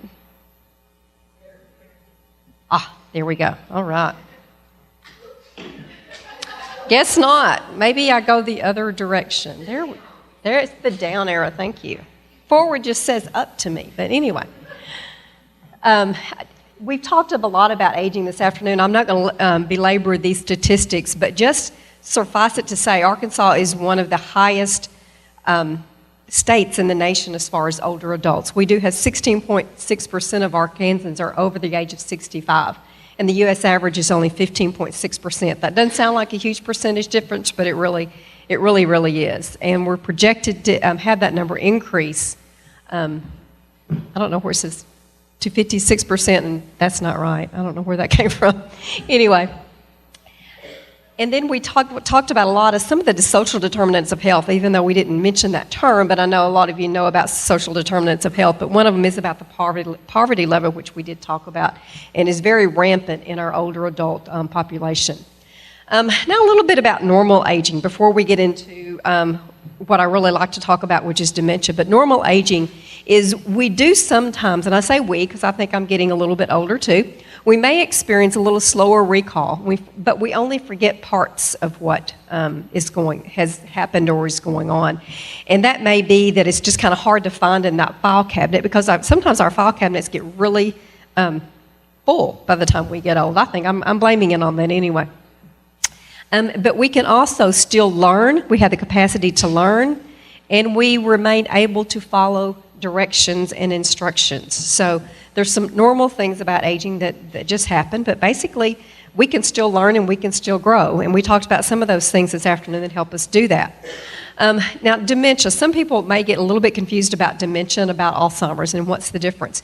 Dementia is kind of a symptom, and it's an umbrella term that we use to really describe a range of symptoms that are associated with cognitive impairment, and that can be at very different levels. Alzheimer's disease, that we see as the purple person over there, really up to 75% of the dementias are related to Alzheimer's disease. And there's other things that are vascular dementia, Lewy body dementia, and frontotemporal. We're going to kind of stay in the realm of Alzheimer's disease because I think that's what most people are familiar with.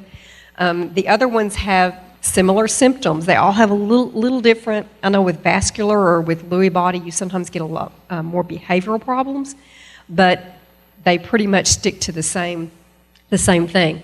And then what is dementia, which we've talked about, is a loss of mental functioning that causes deficits in memory, language, learning ability, judgment, and orientation. And it is a group of symptoms associated with a decline in memory or other thinking abilities. So, and this is going to give us a little bit of a, can we make that play from back there? Nope. Back there, I don't have a computer button here to make that play. This is a good little film that, in summary, shows you a little bit what we talked about this afternoon about dementia starting in the hippocampus, which they mentioned, and it's spreading to the rest of the brain. So go ahead and play that. What is Alzheimer's disease?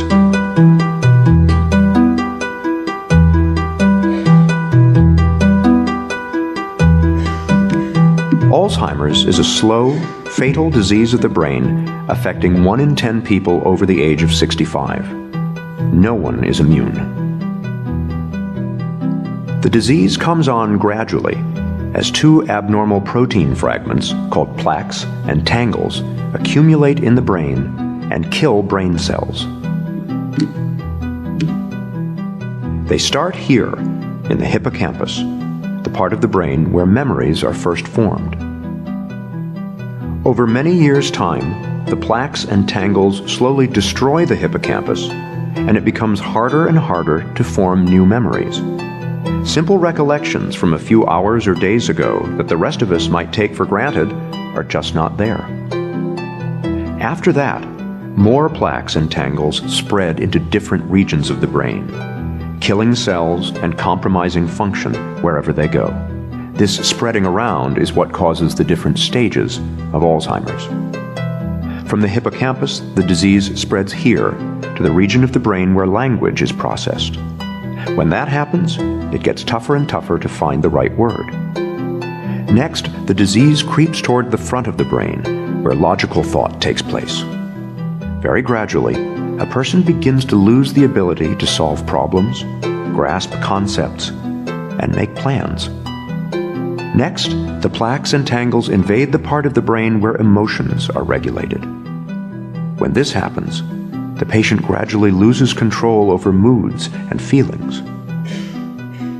After that, the disease moves to where the brain makes sense of things it sees, hears, and smells.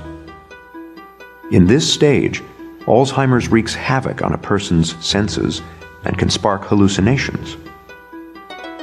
Eventually, the plaques and tangles erase a person's oldest and most precious memories, which are stored here in the back of the brain. Near the end, the disease compromises a person's balance and coordination, and in the very last stage, it destroys the part of the brain that regulates breathing and the heart.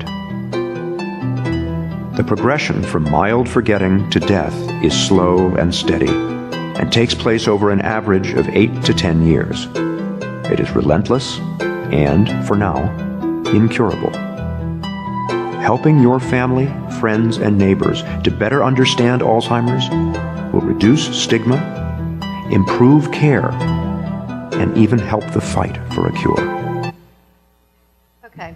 Now, can we go? After that uplifting video, I know you're all excited about that, but it's kind of what we're facing, and I think we need to face it kind of head on so we can find things to do about it. As we talked about earlier, to try to prevent it for all of us at some point. These are some statistics about Alzheimer's disease. You've probably seen them in the past. Arkansas is, Alzheimer's is the 6th leading cause of death in Arkansas and the U.S., so we're right along the same trajectory as the U.S. 58 million Americans are living with Alzheimer's disease. It's a huge number, and it's only going to get larger as we've talked about that silver tsunami that we're all kind of feeling. So this is a huge problem. We have more than 16 million Americans who provide care to these 58 million people that have it. We expend over $290 billion on care for these individuals. And then by 2050, we expect to spend about $1.1 trillion if something isn't done to curtail what is going on with this disease. So this is it's a tragic disease that we need to face head on. And I'm just going to show you a few slides. I'm not going to go into detail with these, but this just shows you the projected number of people aged 65 and older in the population with dementia going up to 2050. You can see we go from now around a 5.8% to a almost 14% increase in those with dementia. And this one I found very interesting is that percent change in selected causes of death. Look at all those that are going down as we have breast cancer, prostate cancer, heart disease, stroke, and HIV. And then we have Alzheimer's just skyrocketing. And then I already told you about the 6%, but we have 56,000 Arkansans age 65 and older who have Alzheimer's disease. And more than 40% of caregivers in Arkansas are providing unpaid care to loved ones with Alzheimer's disease and some other kind of dementia. And I'll talk to you about the caregiver burden and what that causes here at the last of the talk. And then dementia is not a normal part of aging. It's not intellectual disability. It's not a psychiatric illness. It's not contagious, we're happy to say. And it's not delirium. And delirium is something that usually is very acute and can be related to hospitalizations and other things. And Alzheimer's disease, and it's the 3rd leading cause of mortality in people over 65, only behind cancer and heart disease. It is a devastating disease that we need to really recognize, and the numbers are growing rapidly. And we could talk about, is that related to more people getting the disease, or we're living longer, or a combination of all of those? But I think it probably is a combination. We are living longer, and if you'll notice that slide a couple of slides ago, that one, that over 65, you'll see how huge that number is. So we're living longer, so we have more of a chance of getting Alzheimer's disease. It is irreversible. Right now, there's nothing to reverse Alzheimer's disease. And as the video so eloquently spoke about, it does slowly destroy your brain. Those tangles and plaques just totally destroy your brain. And as neurons die, additional parts of the brain are affected. It's like, okay, you're dead. I'm going to move on to the next section. It's really an insidious, horrible disease. And by the final stage, it is widespread, and the brain has really shrunk. If you'll notice, the picture on your left is one with Alzheimer's disease, and the one on your right is a healthy brain. So we can see why these individuals have the kind of problems that they have. Okay, now the risk factors. We have risk factors for heart disease. We have risk factors for breast cancer. We have risk factors for Alzheimer's disease.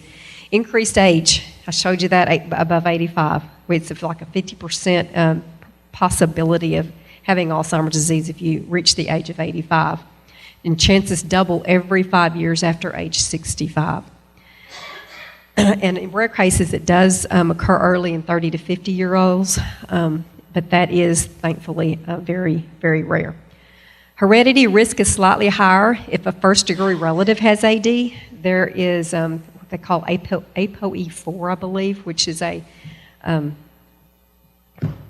neurotransmitter? Somebody help me out with that. But anyway, if you have that, there it is. It's a gene. Thank you. It's corrected. ApoE4 gene is correlated to the late onset AD. So, and there are 3 gene mutations are correlated to the early onset of AD. So there are some genetics and some heredity factors associated with Alzheimer's disease.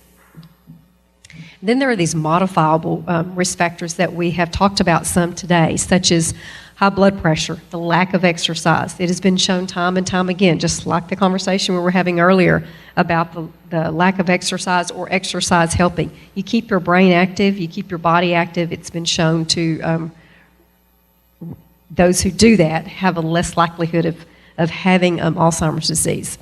And of course, maintain good heart health. But if you think about it, if you do those other things, they all kind of are interrelated.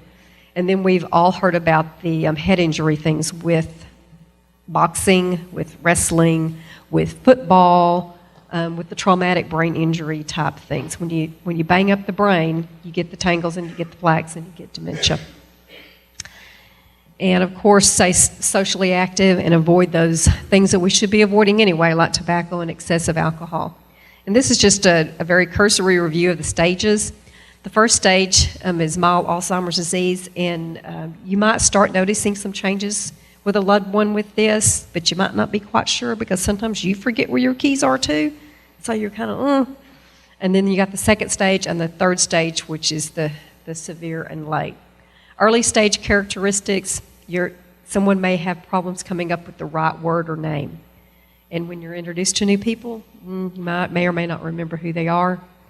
You forget something you just read, and you can say, well, you just read that. Don't you know what you read? Maybe, maybe not. Increasing trouble with planning or organizing. You may notice that your mom no longer can balance her checkbook, or she forgot to pay the light bills. That's why the electricity was turned off, or something like that. Mid-stage, forgetfulness about personal history. You'll notice their moodiness. Confusion about where they are and what they're doing. This may be the first time you see them wandering around, or you get a phone call from a neighbor or someone down at the Walgreens or McDonald's saying, your mom is here. She's not, and she doesn't know where she is or how she needs to get home.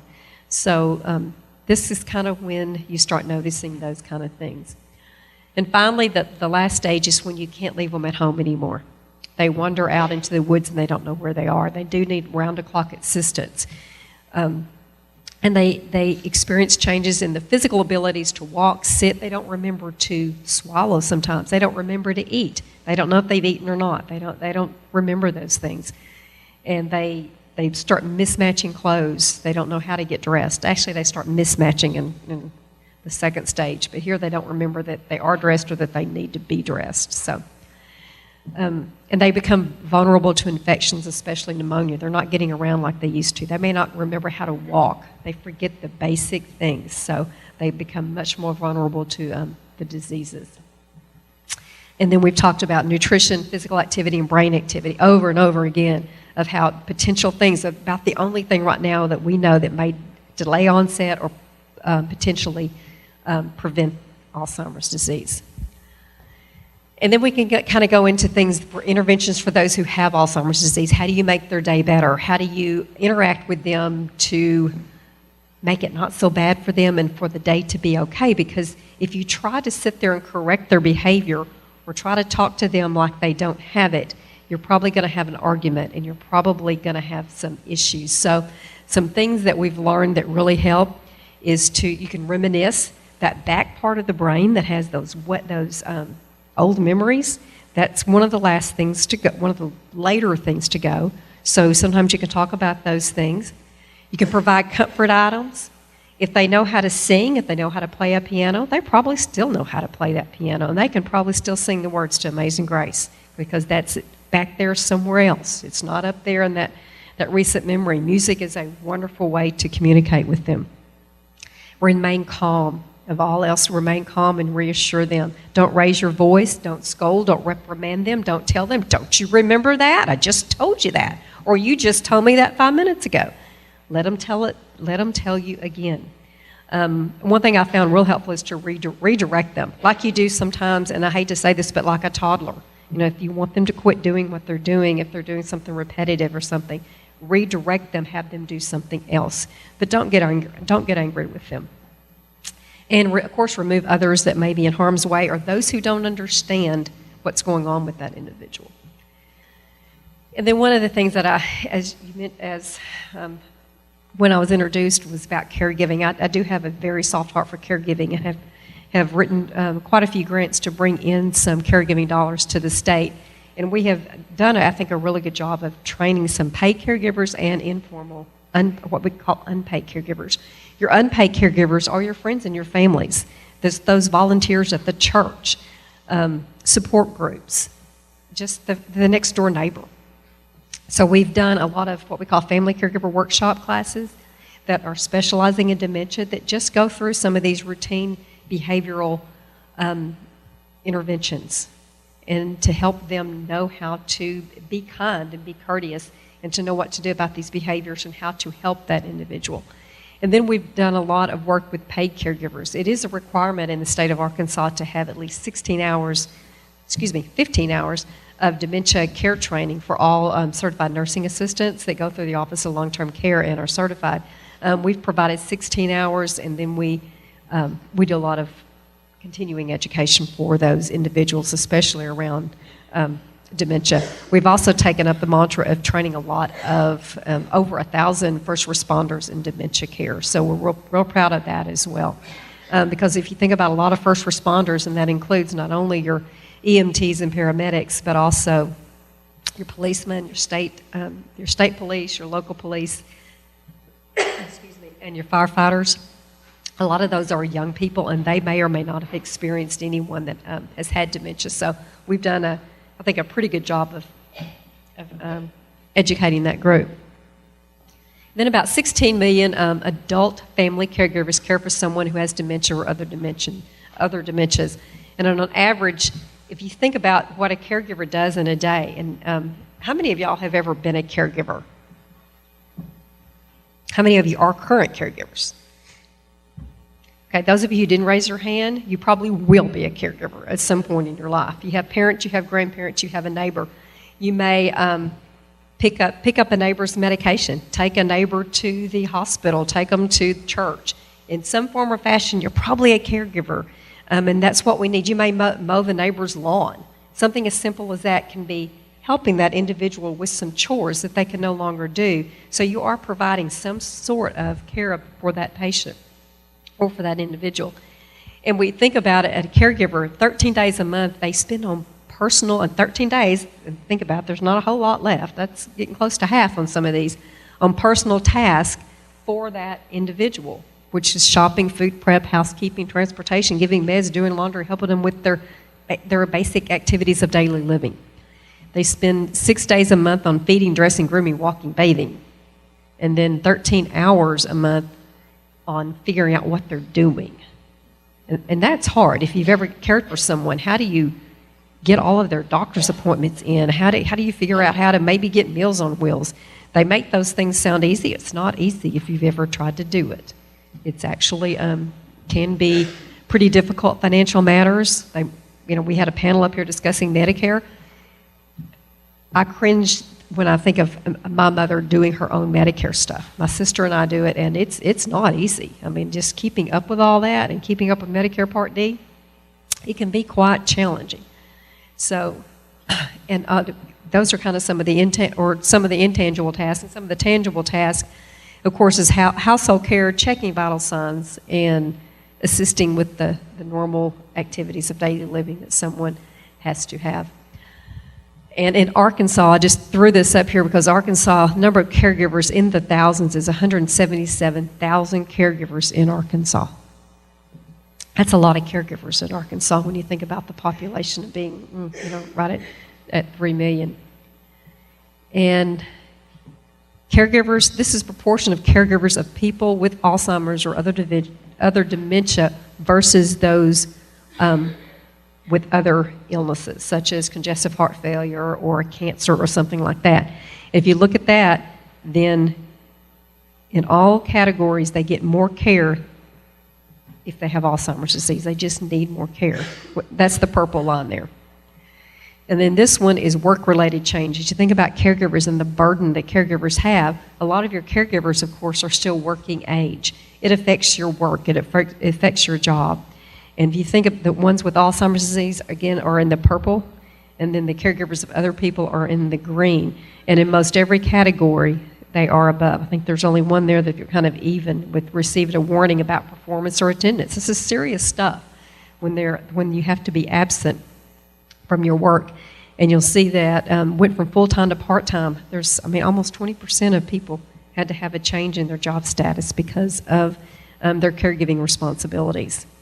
And then because of their caregiving responsibilities, we also get health issues with these individuals. If you think about what they're doing for those 16, 18, 20 hours a week, think about what they're not doing. I know when I was caregiving for my dad, I was in that sandwich generation. I had kids in grade school, junior high, and I had one that was just entering college. I had those kids, and I had a dad that needed care. So you get in the middle of that, and what doesn't get done? There's a lot that doesn't get done, so you get health issues. Maybe they're not exercising right. Maybe they're stopping at McDonald's every day. But you get 14% that report that their health is fair or poor. Nearly 2/3 are overweight or obese. 23% or almost a quarter of them experience depression. And spousal caregivers age 65 and over are 2.5 times more likely to have cardiovascular disease.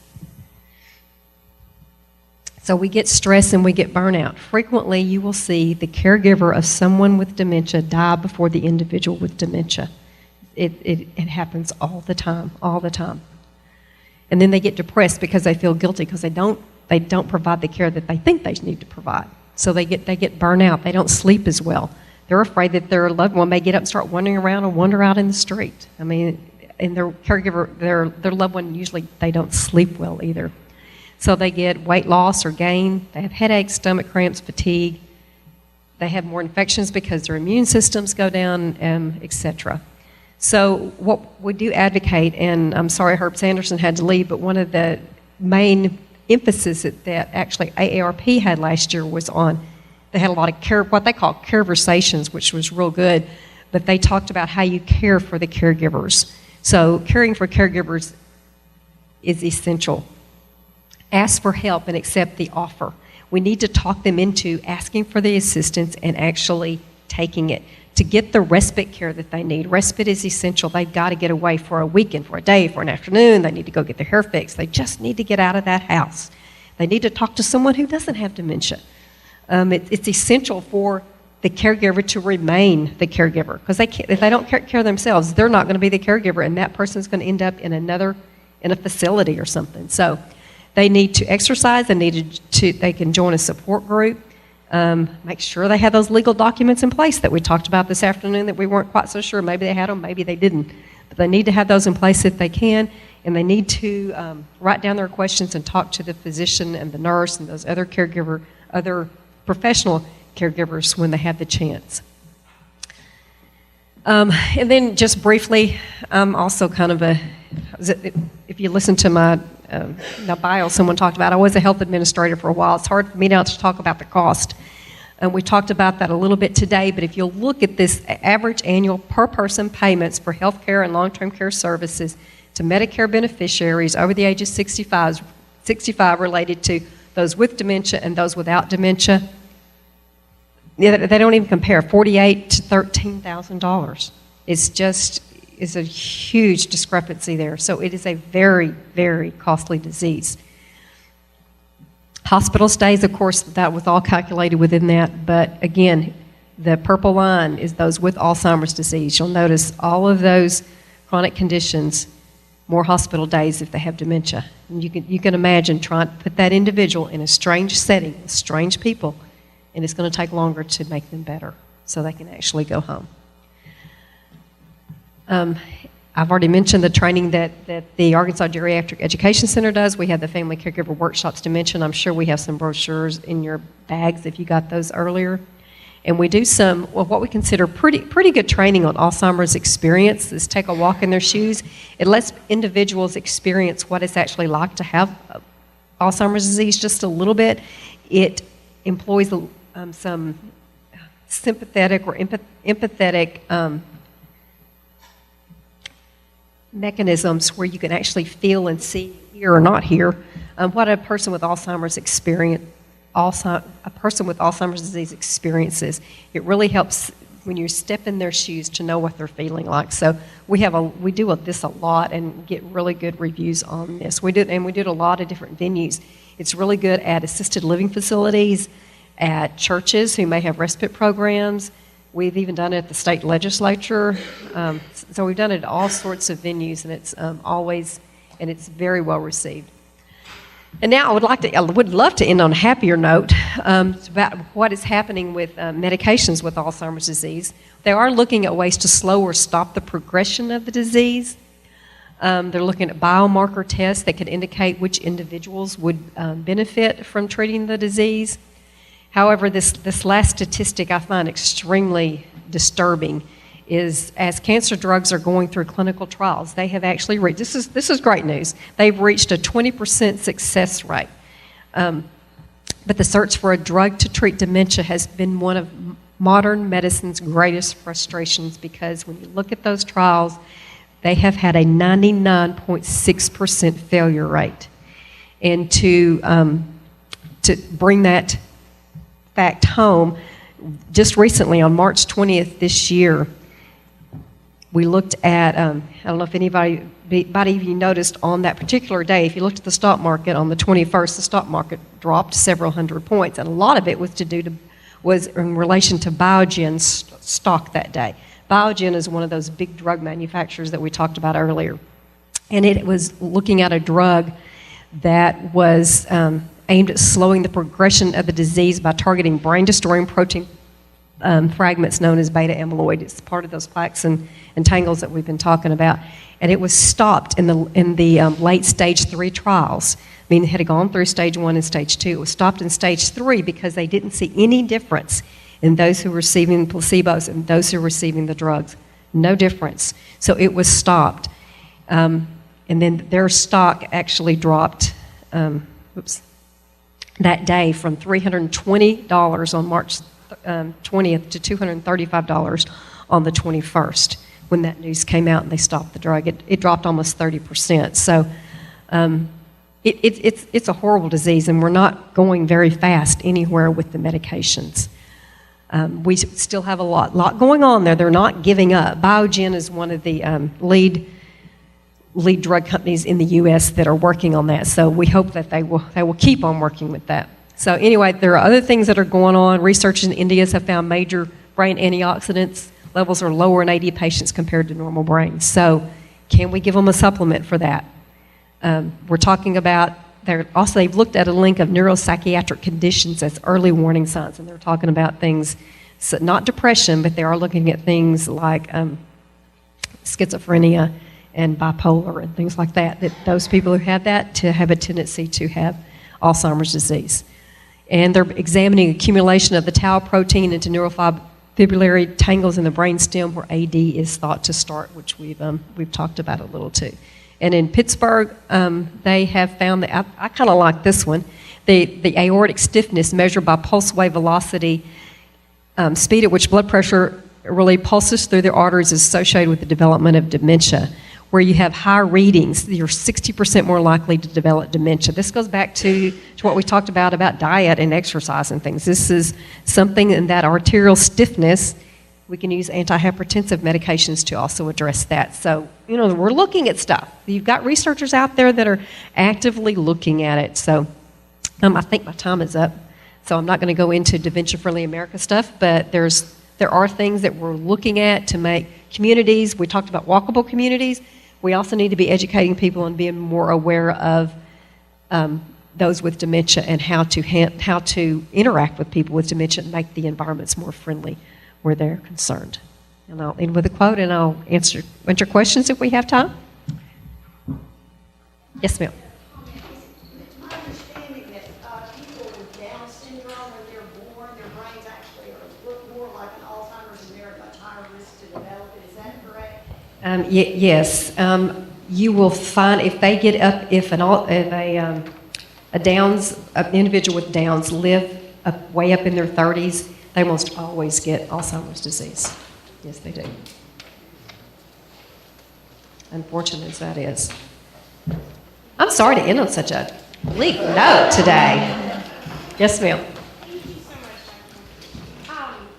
So you talked a little bit about the APO gene that codes for a protein that is responsible for the transportation of fat. So is there a correlation between AP and animal-based diets or high-fat diets? I don't know. You're over my head. I am not a basic science researcher. I do these other things. But it makes sense, and I think your question is really good. It makes sense because we talk about diet and exercise being so important, and the arterial stiffness and all those things that we know the animal fat and those diets high in that lead to. So, makes perfect sense, but I don't have any science to back that up. Any other questions? Okay, I want to thank everyone for coming today. Our, UAMS really appreciates, and the Arkansas Geriatric Education Collaborative appreciates you coming today. Hendrix appreciates you coming and participating in our forum today. I want to thank all of the panel members and all of the speakers that came today. It's been great. We appreciate the hospitality showed here from Hendrix, and thank you for just taking the time out to come learn more about older adults, more about the blue zones. That we can emulate, hopefully, and become more healthy ourselves. I know I live in a rural area. I don't plan on being part of those statistics that we talked about in rural alley today. I love my rural home. But I am up here today, right? But anyway, we really appreciate you coming, and try to be healthy. And we'll try to beat these statistics, beat these odds, and hopefully one day we will find a cure for Alzheimer's disease. Thank you again.